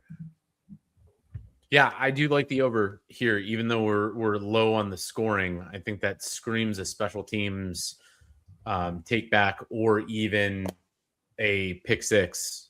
Mm-hmm. Take back that is possible here. So does this include pick sixes? Like if they have like a 30, okay. Then I'm on the over as well. Not exclusively because of the pick six, but just I don't know. I think someone's gonna pop open and have like a long touchdown catch or I don't know. If for what it's worth, if you are interested in the Patriots, like Travion Henderson, he can break the big one. Like that's he hasn't been great this season, but when he is good, he's breaking big runs. So that's something to keep an eye on as well. Not a lot of vision on that guy. Reminds me of Sed Benson. Drew, that's really, I think that everyone's kind of really high on him. And I had been too. And I've been watching him run in the playoffs. I'm like, this guy's just running right into it. It's like watching my 6-year-old daughter play Mario, just running into walls. I'm going to press the button and hold it down. Yeah. And we'll see what the fuck happens. A lot of Najee Harris. Najee Harris. Jordan Howard. Like I could list off the Chicago Bears running backs This guy's really explosive. Well, he's missing the vision part. We're missing the vision part there. Yeah. We're just running straight. Maybe I'm wrong, but no, I don't think you're wrong. I don't think you're wrong. I think it's been seen a lot, and that's why he's not seeing the field as much as Ramondre Stevenson. Yeah. All right, last one, good one. It's consistent. What's the color of the Gatorade bath at the end of the game? I'm going to go with they rarely go with any team colors in this, but I'm going with purple. Going with a purple. I like a purple here. I don't think it's going to scream a fierce or anything like that, but just like in a purple feel. What do you think, Nick? Yeah, it's like a boring pick to say, but it is like one of the juicier odds on the board. I like to go with just like a clear, like a true ice bath water clear. That's what I like to pick in this. It's plus 1100, so it's not likely, but that I feel like there's some that I feel like every team has just like a jug of water and the players just grab whatever they can grab. So there's a decent chance that that's going to happen. So I like the clear water. Okay. Jay? Oh, this is so stupid for me to go in depth and actually analyze the Gatorade, but here we fucking go. Let's do it. It's blue for me. Blue has some juicy odds, very rare that you would see that dumped in a celebration type ritual, unfortunately. But the common link of color between these two teams is blue, and I like it. I like where the odds are for the blue. So we're going to go there. Fucking love this one. Let's go blue. All right. I do love the Gatorade color. Plus 250, plus 250 on blue, plus 700 on purple, plus 1100 on water or clear. Yeah. Which good Mike odds, Vrabel, Mike Vrabel, if they win, screams that I only want water dumped on me. Don't you dare touch me with any of that. I don't want any of that sugar. Yeah. That's funny. All right, that's props. Yeah. Really quick, I want to go round table really quick before we dive into the Bears quick hit news really fast. Do you guys have any plays on MVP of the Super Bowl? We haven't talked about that yet. I have a couple plays that I have already made, but do you guys have anything that you like or anything that you've played already? I haven't made any plays, Nick. I think it's so hard to go against a quarterback. It is. It really is. So, this is a pansy play, but the one play that I would make is Sam Darnold because it gives you plus money when Seattle's probably going to win the game. So Seattle's favored by 4.5 points. The quarterback gets the MVP 99% of the time. I mean, that's about as safe a bet as you can have. So I'm not going to make fun of that pick because it makes sense. And I would bet he's probably the most bet on player to be the MVP. So I don't think there's anything wrong with that. Yeah. But yeah, no, that makes sense. Drew, do you have anybody you're circling or that you have bet yet? The only thing that I like the way that he's been playing in the playoffs, and I do think he's on the winning team. And the thought behind the pick goes towards points scored. Generally, people get the votes or get the highlights towards that. Kenneth Walker is minus 195 to score, plus 275 to score 2 touchdowns. Yeah. And he's had a phenomenal playoff so far. Yeah. And he is plus 800. Yeah. Plus 800 behind JSN, behind Sam Darnold. Yes, he's the number 3 option on that team right now, but that's juicy to me. Yeah. Kenneth Walker is my more legitimate chance that I have 2 players. One is a legit and one is a lottery ticket. Kenneth Walker, he's my legit. I think he might actually have a chance. The game script can definitely call for a Kenneth Walker MVP. I did put $10 on Rashid Shaheed, my guy. We have seen, if you remember back to the 96 Packers, they had Desmond Howard win the MVP. Special teams has won the MVP before. if the Bears would have somehow won the Super Bowl against the Colts, Devin Hester probably was in line to have the MVP. Yeah. At least he would have been heavy consideration. Again, if the game goes the way I expect it to, it's going to be a not super high scoring game. And I do think that a special teams play here and there will separate him from the pack. So I think it's an outside shot, but I do think there's a path. So that's my fun MVP pick. He's at plus, I didn't say the odds. He's at plus, I think it was 3,000. Yeah, that's what I'm saying. Plus 3,000. Yeah. So 30-1, you'll take that. But is it out of the question? Like Travion Henderson at 75-1 is pretty up there. I mean, like it's not going to happen, but 75-1, I mean, is you get a Ramondre Stevenson injury maybe, and the Patriots win the game, and he's running the ball in or catching a couple of 2 or 3 touchdowns. Like that's 75-1 territory, maybe, right? No, I think that's definitely like a good value play for sure. The biggest thing that I'm seeing in history, though, is running back hasn't won it since Terrell Davis in Super Bowl 32. Yeah. Wow. And wide receivers are the second most, other than, well, you've got some defensive players. I'll tell you what, other than a quarterback, Cooper Kupp could become the first two-time Super Bowl MVP of a non-quarterback ever. Wow. That'd be wild. I wonder what his odds are at right now. Probably pretty good. Probably Plus pretty 9,000. good, right? Yeah. Plus 9,000, is that what you said? Yep. Yeah, 90-1. A little sprinkle on that. But I'm looking through the history as well. Defensive players have won more than I thought for MVPs. Is Von Miller the most recent? Von Miller's the most recent. Yep, most recent, I should say. And that was only 10 years ago, Super Bowl 50. But there's been 59 Super Bowls. 10 MVPs have been defensive. Yeah, who could forget Richard Dent, Super Bowl MVP? There you go. Yeah, throw that out there. Yep. Absolutely. Yeah. Ray Lewis murdered a person. Allegedly. Allegedly. So did O.J. Simpson, allegedly. One of my favorite things about that is after the Ravens won that Super Bowl, how every year they go up to the MVP and they say, "You just won the MVP in the Super Bowl. What are you going to do next?" They say, "I'm going to Disneyland." They did that to Trent Dilfer because they didn't want Ray Lewis to be associated with Disneyland because he just murdered somebody. But he did win the MVP in the game. So somewhere there's a clip of Trent Dilfer say he's going to Disneyland. Very funny. That's funny as hell. All right. Well, I think that's going to put a cap on our Super Bowl stuff. Unless you guys have anything else you want to go through really quick. No, you got it. That's it. That'll do. All right. Well, we are a Bears podcast, so let's dive back into our sweet spot a little bit. There's a little bit of Bears news, nothing crazy, but there is some news. So first off, Declan Doyle, Bears offensive coordinator, 29-year-old, kind of came out of nowhere this season to be the offensive coordinator. He was under the Sean Payton coaching tree in Denver last season, like 2024.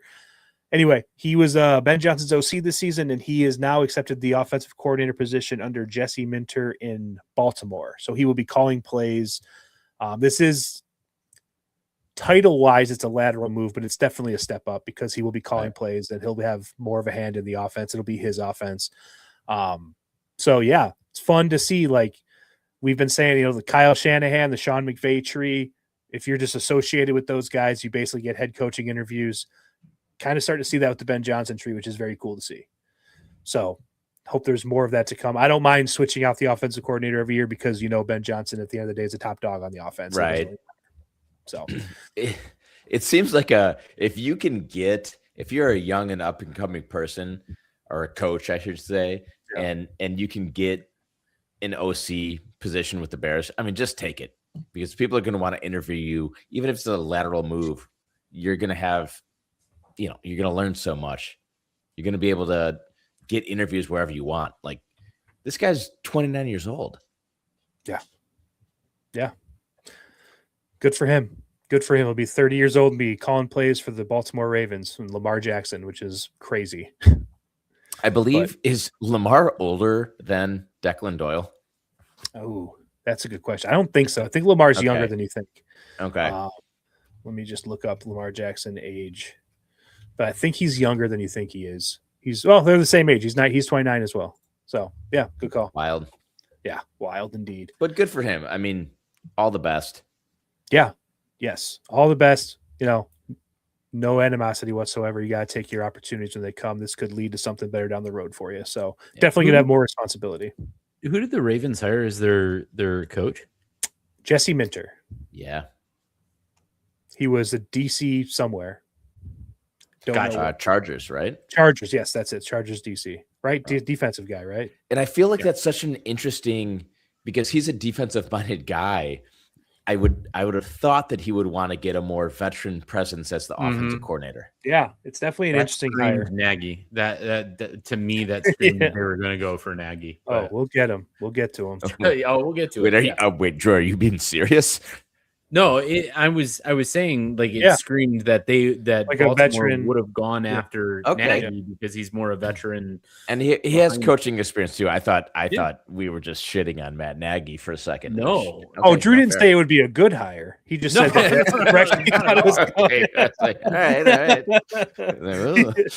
I got you, Drew. That makes sense. Baltimore did fire John Harbaugh, so yeah. More news just to kind of replace Declan Doyle. They have brought in a couple guys for interviewing. Press Taylor, who is he was Jacksonville's offensive coordinator under Doug Peterson. So another guy I saw, and I don't know if you saw this or not, but a guy named Connor Sanger, who is the QB coach and passing game specialist for the Cardinals last season. He has also been brought in for an interview. Also, I don't know if you guys knew this or not, but the Packers knew, I believe it's the Packers knew something. Wait, hold on. I need to look something up. Oh man. There was a guy who just got hired. Oh, God damn it. I can't remember what his name was, but there was a guy who was on the Cardinals. He was their offensive coordinator last season, and he got hired by the Packers, I want to say. Anyway, he's like in Ben Johnson's wedding or something like that. They were very good friends. Okay. So this guy who I just mentioned, Connor Sanger, he was under that guy. So I think there's some level of familiarity there. So anyway, you're not talking about Jonathan Gannon. No. Jonathan Gannon's a defensive guy. Okay. I know the Cardinals, the Packers. Maybe that's why I'm thinking Packers, because Gannon went to the Packers. I don't know where he. Oh, it's the Lions' new offensive coordinator. That's what I'm thinking of. Gotcha. Lions OC is a guy named Drew Petzing. Him and Ben Johnson are very close friends. They were but Drew Petzing was in Ben Johnson's wedding, and this guy was under Drew Petzing in Arizona. It's weird that two people from the Arizona staff are being interviewed for jobs when that team was so bad this year, but can't really blame them there, the quarterback stuff. And the Cardinals offense looked better when Kyler went out and it was Jacoby Brissett. It wasn't good, but it was better. So yes, I don't know. Another thing, again, not on here, but I think it's worth bringing up, is that Bears assistant GM, Ian Cunningham, has taken a job as the GM of the Falcons, a position that typically gives the Bears a compensatory pick. That will not happen because the NFL does not view the step from assistant GM to GM the promotion, in that Matt Ryan is now the director of football operations of the Falcons. So it's kind of some drama going on there where the Bears technically should get a comp pick for this, but it's not going to happen. So that sucks. I don't know if you guys saw that or not. Yeah, I did, Nick. You got to help me out there. Actually, why? Yeah. So in the NFL, basically, if you take a lateral position, I believe you can you get you're awarded some kind of compensation for a team kind of poaching a lateral position from you. Oh, okay. But I think it was more of that, Nick, that not the lateral move, because it is a step. Oh, that's right. Technically, it is. It's the fact that Matt Ryan is the head of football, whatever decision making, right, and he is not. The GM is not seen as the major football whatever decision maker, so thus it doesn't count as Ian Cunningham being developed into the full, like being the guy, for lack of better words, Jay. It was a big thing that went on for like the last week. And yeah, I'm over it. What are you going to get out of third with Ryan Poles anyway? Yeah. Fair enough. Yeah.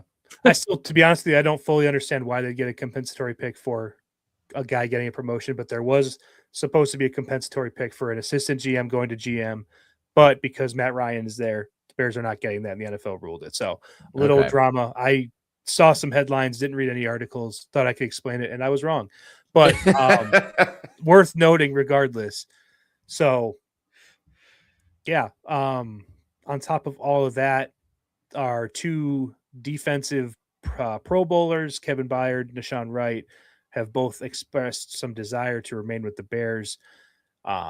Is that mean any, like, are we too close to the season? Is this before the agents get their hooks in them and say, especially Nashawn Wright, hey buddy, you're going to get a payday? I don't know if you guys saw, Nashawn Wright was Tom Brady's LFG, like most, what did he say? I don't want to say valuable, but like most, I don't know what the word is, best value player of the season, because he was he's on like a veteran minimum and obviously was a Pro Bowler.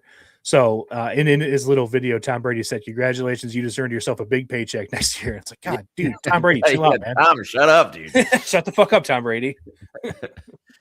So they both said they want to be with the Bears. Is this just like window dressing? Like, obviously, I'm sure they'd love to, but like, it doesn't mean anything this early in the process, right? It's one of those things where it's better to hear it in the positive and have it mean nothing than to say, like, I want to get the fuck out of here, right? Because you're right. It's just too early. Yeah. They're going to, if they have a team that wants to pay them money, God bless them. They earned it. Yeah. And they should. Yeah. But it's nice that they want to stay here in theory. Yeah. Rather than saying, like, listen, I fucking hate it here and I can't wait to try out free agency. Like that's something that's new for the Bears. Right. Yeah. I'll take it. And Kevin Byard, first pick of the Pro Bowl. Yeah. There you go. By the way, I watched the Pro Bowl because my son, because my son is really into football and he wanted to watch it. That's cool. And he's starting a flag football league in about 2.5 weeks. So he's really into it. So we're watching it. And I don't know. I assume based on your reactions that I'm the only one here that watched it, and that's totally fair. Correct. That's fair. That's fair. Yeah. Not exactly appointment television. The one thing I noticed is that they used real flag football referees, like they were like legit flag football referees, and they were taking it very seriously. There were flags thrown all the time. Like there were so many flags thrown because there's additional rules in flag football. Like there's like, you can't like guard your flags, or you can't like, put your hand over your flags to like stop someone from grabbing them. And players kept doing that and they kept getting flagged. A lot of referees on the Pro Bowl. So it was not the best viewing experience. Kevin Byard had a pick six that got called back because of a flag holding situation. But anyway, it was cool to see a Bear get a pick in the Pro Bowl. I'll say that. That was cool. That is cool. Yeah.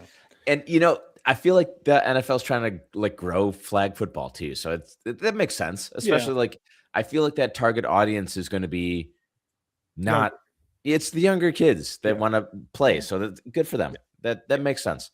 Yeah. It'll be in the Olympics in 2 years? Yeah. 2028. Yeah. Flag football in the Olympics.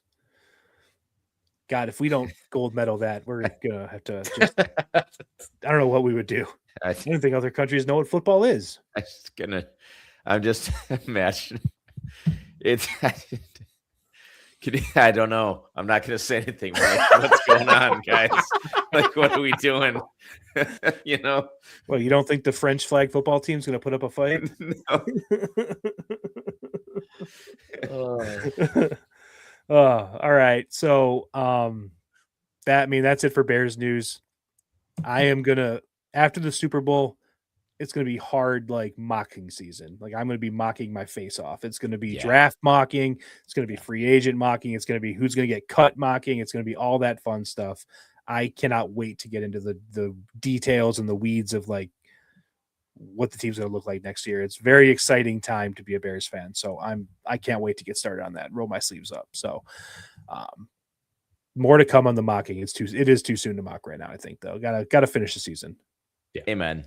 Agreed. I mean, I've done it. The fingers have been typing away, but like I'm not retaining information, you know. It's not seriously. It's habitual at this point. Yeah. But okay. Jay, why don't you take us around the league to the coaching carousel? I will do that. One last thing to wrap up Super Bowl discussions. This is important for all listeners, us as well. Plan ahead for Super Bowl next year.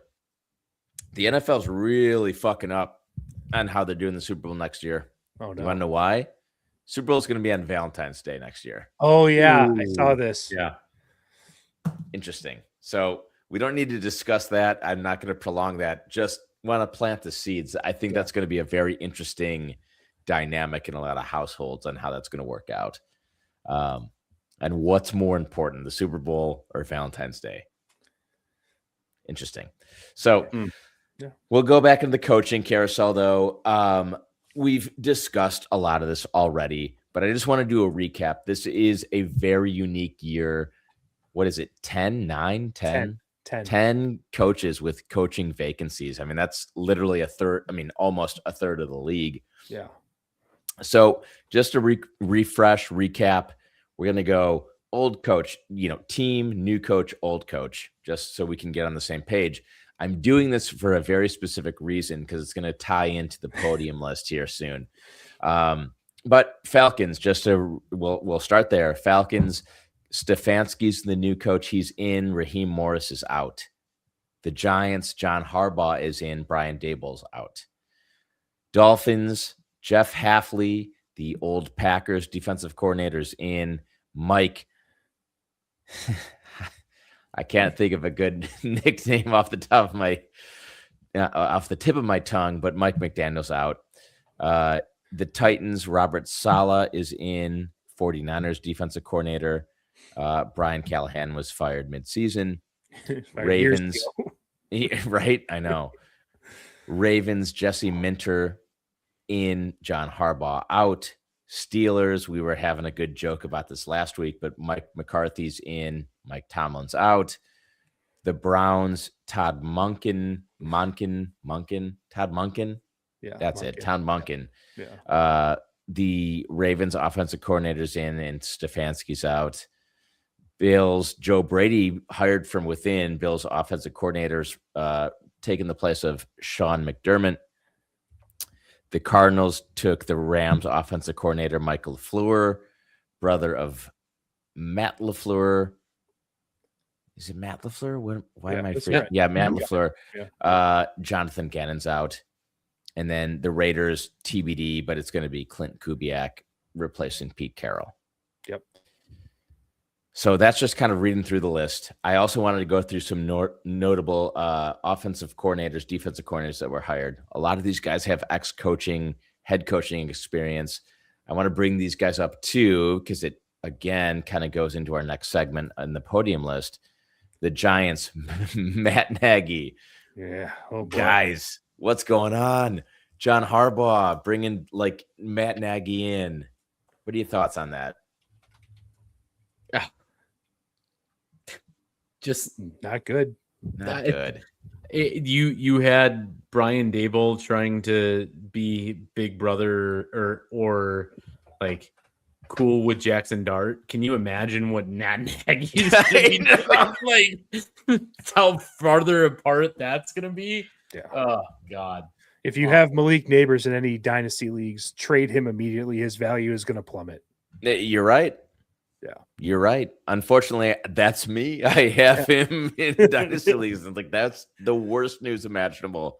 Yeah, a lot of bubble screens to Malik Neighbors this season. For whatever reason, I would have thought that Mike McDaniel would have fit in with the Giants as an offensive coordinator really well. Yeah, that young kind of scrambling type quarterback. Definitely not Matt Nagy. I don't think Jim. Although actually. I was gonna say I don't think Jim Harbaugh and Mike McDaniel would get along super well, or John Harbaugh and Matt and him. But then he actually got hired by Jim Harbaugh. So that's right. Cool. Yeah, the brothers, man. So I mean, that's the next one on the list. The Chargers have hired Mike McDaniel. We kind of talked about that one in weeks past, so we'll kind of go quickly over that. We touched on the Ravens hiring Declan Doyle, Bears offensive coordinator. Congrats on that. I do view that as a promotion for him. He's going to be able to call the plays.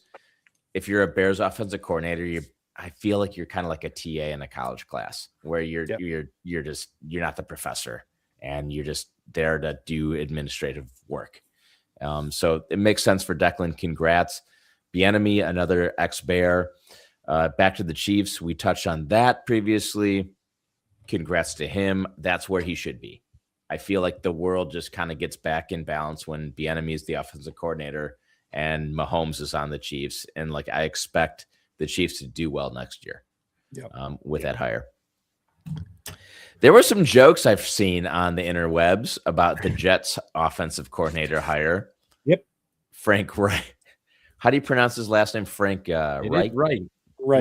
Reich. Yeah. His third offensive coaching position I've heard in the NFL. This guy's 64. He was coaching at Stanford last year. Is he washed? Is it? Are we? We'll see. I mean, I think he lasted half a season in Carolina when he was their head coach. 2 or 3 years ago. I don't know. It's a different job as the offensive coordinator, but I mean, you gotta just pour some out for anyone that takes a Jets coaching job or just goes to the Jets in general. It's just a career suicide. Last resort. I just remember he was in his second stint with the Colts as the head coach. He was, oh God. It's just after COVID, or it might have been COVID. They had the Hard Knocks or they had something. And it was him talking to Carson Wentz. And it was one of the worst conversations I've ever had. I've ever heard a quarterback and a head coach. I mean, like we're talking even worse than Eberflus talking to Caleb Williams. Like this was just like you guys filmed this and put it out for the world to see. Like what? This is the best you got.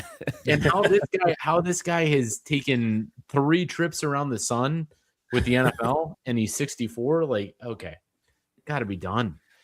Yeah. Like Man. I just feel like that is such a Jets hire of like a guy that used to be good. And it reminds me so much of like the Pete Carroll, like this, you can't be in your 60s. The NFL isn't doing that anymore. We're talking about like 30-year-olds and 40-year-olds that are, being innovative and finding the new in thing to scheme for the NFL on the offensive side of the ball. And they're bringing in this guy at 64. It's like, it is just so Jets. Yeah. So, but don't worry, Stanford went 4-8 last year. I was right. Jeez. Yeah. Well. Jeez. In the ACC too, right? Yeah. Oh yeah, that's right. Yeah. Stanford, the Pacific Coast, the Atlantic Coast Conference. In the Atlantic Coast Conference, just makes sense. Slaves me. Anyway, we'll get off of this really quick. But Brian Daboll's to the Titans. I feel like that's interesting with. Cam Ward. Yeah. Daboll seems like an offensive coordinator, and that's his ceiling. Like, just stay there. Yeah, just stay there. The Packers, Jonathan Gannon, defensive coordinator. Good luck with that, guys. That's you want to talk about the lamest guy in the NFL. Jonathan Gannon's up there. I was really hoping Eberflus would get this job. I really thought there was a chance it could happen, but I think I'll take Jonathan Gannon. That brings up a good point, Nick. Like, where do you think what's next for Eberflus? Oh boy, I think a nice spot on the couch. Bag checker at Aldi. Yeah. Yeah. Well, I'll tell you what. Let's get to the podium list. Yes. The podium list this week is going to be NFL head coaches you could beat in a fight. Okay. And the podium list is going to be brought to us this week by, and is proudly fueled by, the fizz of Glen Rock Pop. Lake County's legendary soda revival, crafted with pure cane sugar, poured into classic glass bottles, and bursting with a nostalgic flavor. Glen Rock is more than a drink icon. Whether you're sipping on orange, cream soda, or Nick's personal MVP, the all-new lime, Glen Rock is bringing the joy back to every corner of Lake County. You want to catch it? Want to catch their pop-up trailer in action? Follow Glen Rock Pop on Facebook for the latest event stops. Ready to stock up? Head to glenrockpop.com and find retailers near you. From tailgates to game days, Glen Rock Pop is the ultimate sideline sip. Don't just drink, celebrate. So let's get into it, guys. Head coaches you can beat in a fight. I've been meaning to get to this for a little bit. We're going to start in our gold list. Nick, Drew, then me. Then we'll go silver, Drew, myself, then Nick, and then bronze, myself, Nick, and then Drew. And guys, this can be any current head coach or head coach from last year. So there's a pretty big pool, right? Okay. That was going to be my question because, yeah, I have one that I really wanted that is no longer a coach. So, yeah. So you want me just to roll it off? Roll it off, Nick. Yep. I don't know if that's a phrase that just came out. I've never heard that before in my entire life, but I'm just going to roll it off. All right. My 1-1, I'm going to take Pete Carroll. He's 1,000,000 years old, and I think if I punch him, he would turn to dust. So Pete Carroll is easy, the 1-1 here. So, yeah. So long, Pete. No, that's shorten to the point. All right. I'm in between two, but I think I'm going to go with the most successful of the two. I'm going with Andy Reid. Yeah. I don't think he can move. You can run around him, wear him out very easily. And a couple of well-placed gut punches will have him on the ground to where you can knee him in the face very, very, very quickly. So I'm going with Andy Reid for sure. Fumble Ruski for sure. The walrus. Yeah, I mean, I feel like we're attacking the olds first, and that's a good sound strategy. If we're in a survival of the fittest situation, I am attacking the olds first. That's just absolutely. Yes. And that's what we're doing. Yeah, exactly. What it is. Yeah. I'm gonna take a new candidate, same kind of situation. I think a little bit older, a little bit less healthy. Mike McCarthy. I feel like he's just not gonna be able to move so well. Yeah. Mm-hmm. Mike McCarthy was my one pick. If it had to be a coach, it's going to be coaching next season. He was my one overall. So yeah, great pick. Yep. I do think that is exactly how the gold played out in order exactly too. So I'm very proud of us there. Yeah. Drew, it's back over to you. Yeah. Oh man, I'm looking at a lot of. I think I got to stick in old. Just because some of the young guys could maybe scrap, although some of them look like Poindexters that haven't seen any football field ever. I'm going to go with Sean Payton. Sean Payton to me is not, he looks like he's got an attitude and everything, but he's also 62. So you scrap with that. Also, a Naperville guy, Eastern Illinois guy, good Sean Payton, but also I don't think he's got a lot of fight in him left. He's just a very crotchety old man. So he's such an obvious alcoholic that it does give me a little bit of fear. He's been in a scrap or two. That's a guy that's not like you say hi to his wife in the most innocent way. He's got a beer bottle just smashed over a table, and he's coming after you. He's kind of like that. He's a little honey badgery. In my opinion, he'll cheat in a fight, but he has to win. If you're doing a sober fight with Sean Payton, he ain't getting too far. No, you're right. That's his secret, Drew. He's never sober.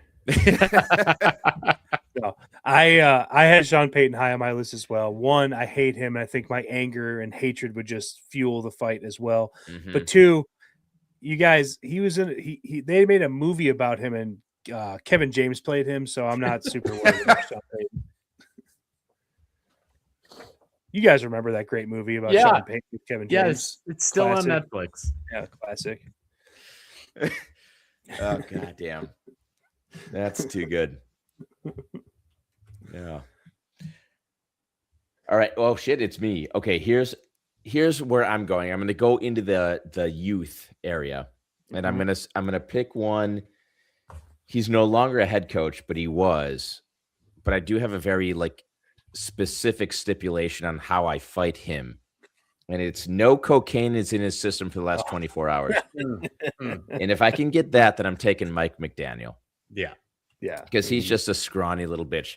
And but if he's coked up, like I'm sure he normally is, I don't know if I want to play with that. Yeah. So if we can allow the stipulation, I'm taking Mike McDaniel there. Yeah. No, I'd take that. I'd take that for sure. Yeah, Mike McDaniel, he was high on my list as well. If with the coaches that are no longer head coaches. Great pick. All right. I am going to go with a guy. I'm going to kind of go more on the younger side as well. I'm going to pick this guy because he is the most normal looking person in the I've ever seen, not just NFL head coaches, but just people in general. I could literally be watching him coach a football game and not know what he looks like. I don't know what he looks like as I'm saying this. I'm taking Zach Taylor, the Bengals coach. I think I don't know what he looks like, but I just think he's a very boring, accountant looking guy that I could take pretty easily. So Zach Taylor. Agreed, Nick. I had a note next to Zach Taylor's name. I actually had one word or little liners next to everyone that I wrote down. Zach Taylor was just very simply bitch. Just kind of, I feel like I could. Yeah, I think so too. All right. Sorry, I'm going to write that down, and then it's back to me.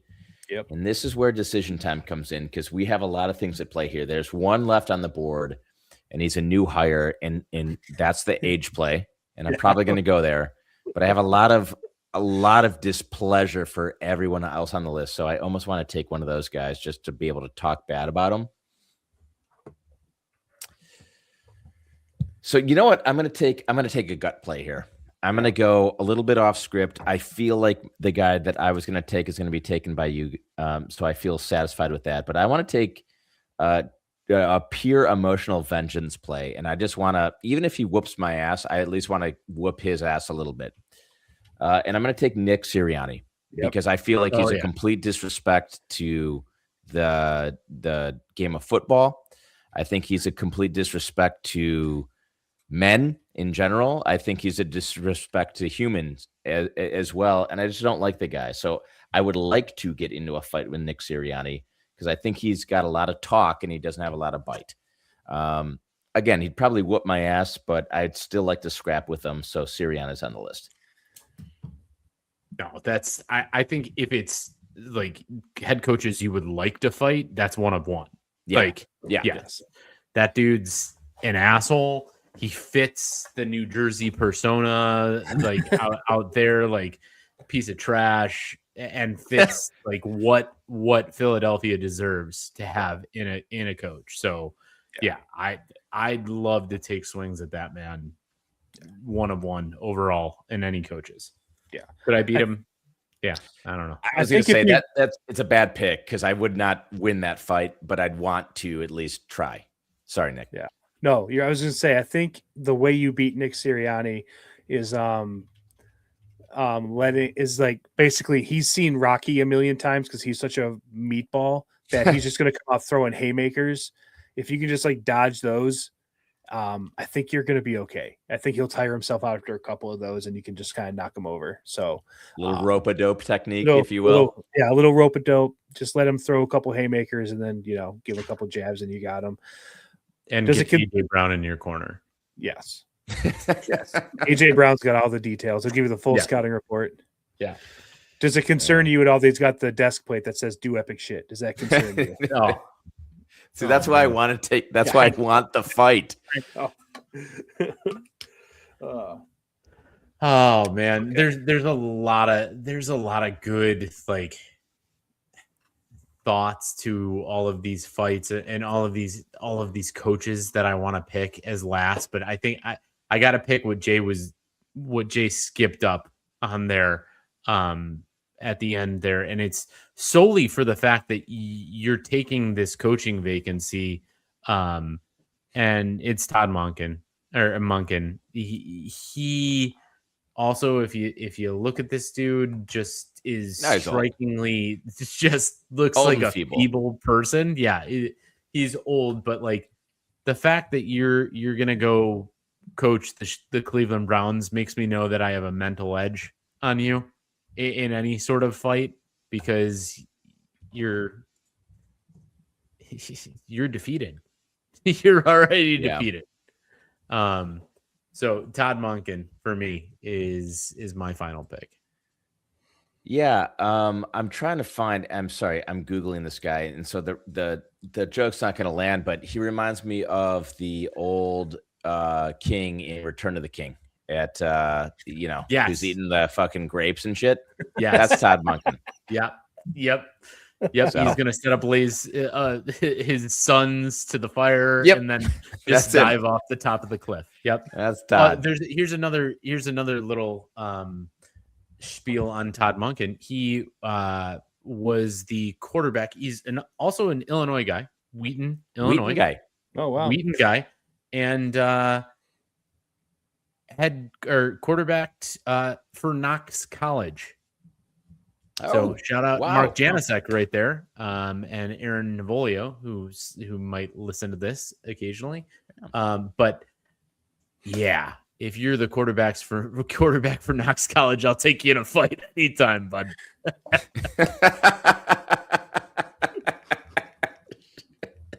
Okay. Shout out to Knox College, by the way. I'll fight you. Yeah. I love it. So Nick, we're gonna actually go to you because Drew completely took your spot. Oh, that's okay. I kind of saw that coming, but the guy I have in mind, I knew where you were going with it. And I'm like, I don't want Todd Monken anyway. So that worked out. I'm just worried that Drew's going to be walking around Galesburg sometime and just get his fucking face punched in by their current quarterback. So just stay out of that area. You don't need to go down there. But yeah. So I'm a little surprised that this guy made it. I think probably the mirage of youthfulness is probably what kept him out of this. But don't let that fool you. I would fucking light up Liam Cohen.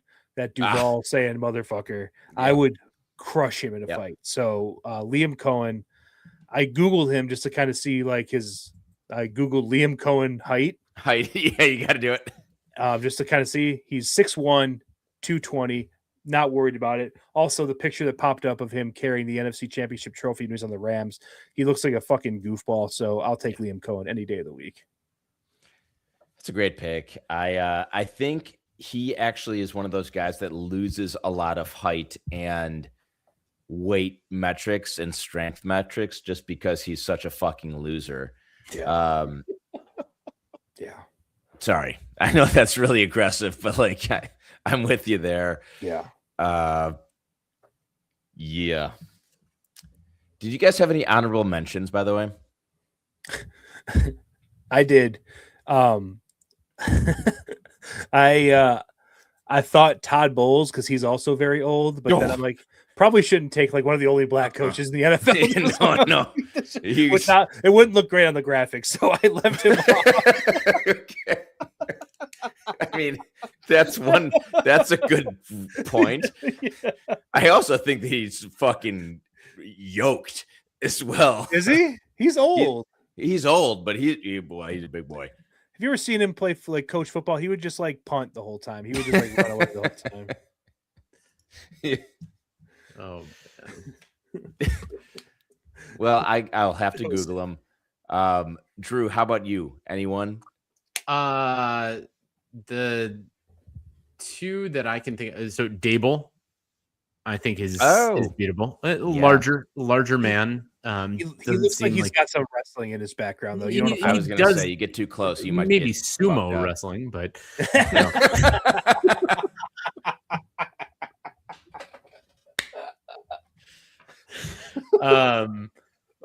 we don't fat shame on this show. No. I also think Shane Steichen could get it. Yeah, I mean, yeah. Shane Steichen kind of fits into the Zach Taylor mold of like, I don't know what you look like, or if I was sitting next to him on an airplane, I would not have a clue who he was. You know what I mean? For sure. But yeah, I think that's a good pick. That would be any former Philadelphia coach. Really, you could just stack them up in there. Yeah. I'm looking at Steichen. He looks beatable. He's got one of those faces that's very punchable. That's for sure. Yeah.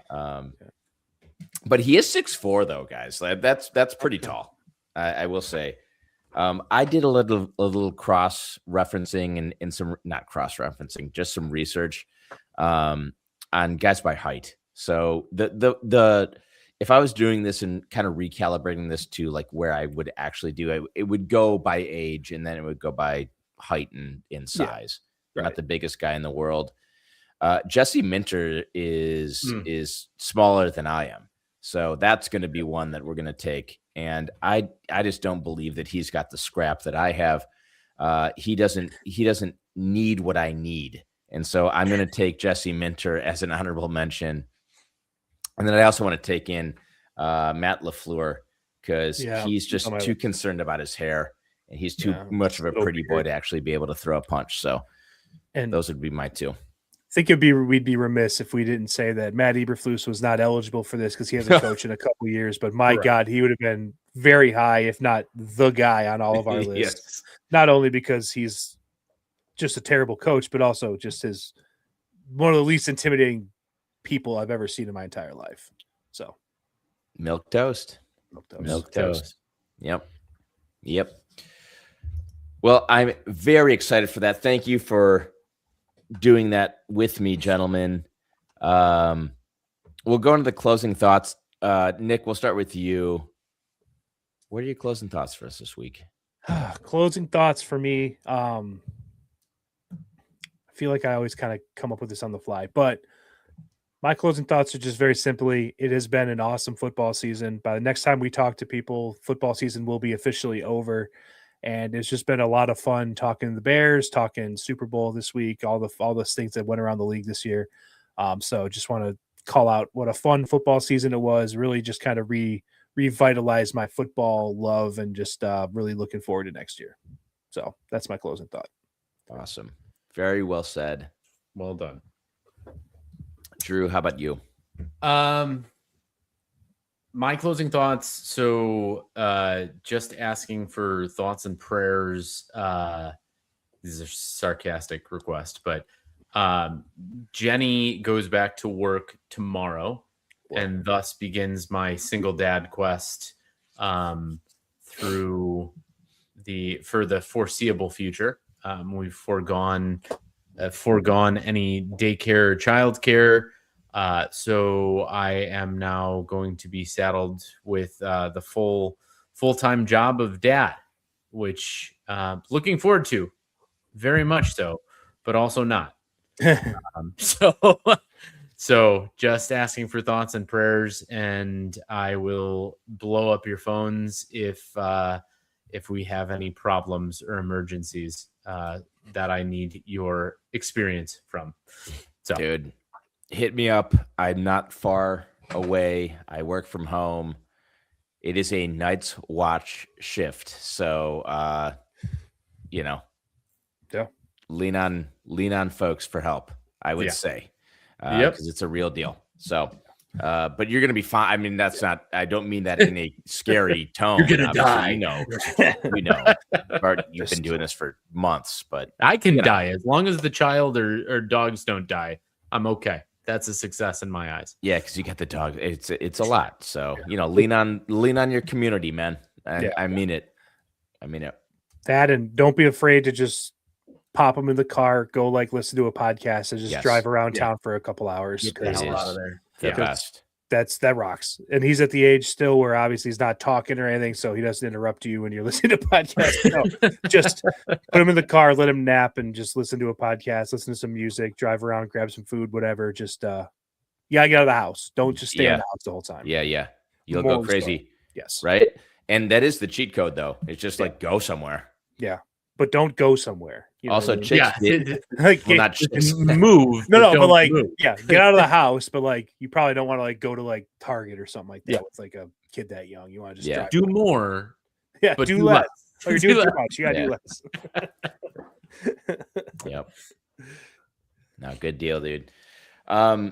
My closing thoughts will just be, I mean, I love this. I love this podcast. I love you guys. It's fantastic. 44 episodes this season is crazy numbers. It's a lot of commitment. It's a lot of fun. So it's completely worth it. So thanks to everybody who's been listening to us and supporting us, and our friends, our family that's been, letting us do this too, and holding up the fort while we're doing this. So looking forward to what comes after the Super Bowl. I think we'll kind of figure that all out and get our cadence and everything. But, enjoy the Super Bowl, whatever everybody's doing with that. If you're staying home, if you're going and hanging out with some folks, have fun, stay responsible, and enjoy the last football game of the 2025-2026 season. So, but hey, that'll do it for us. You know the drill. I'm Jason Maxwell. With me, as always, Drew and Nick, and we'll catch you on the flip side. Okay. Go Bears. Thank you for listening to the Barely Qualified podcast. Like, comment, subscribe for more on a bi-weekly basis.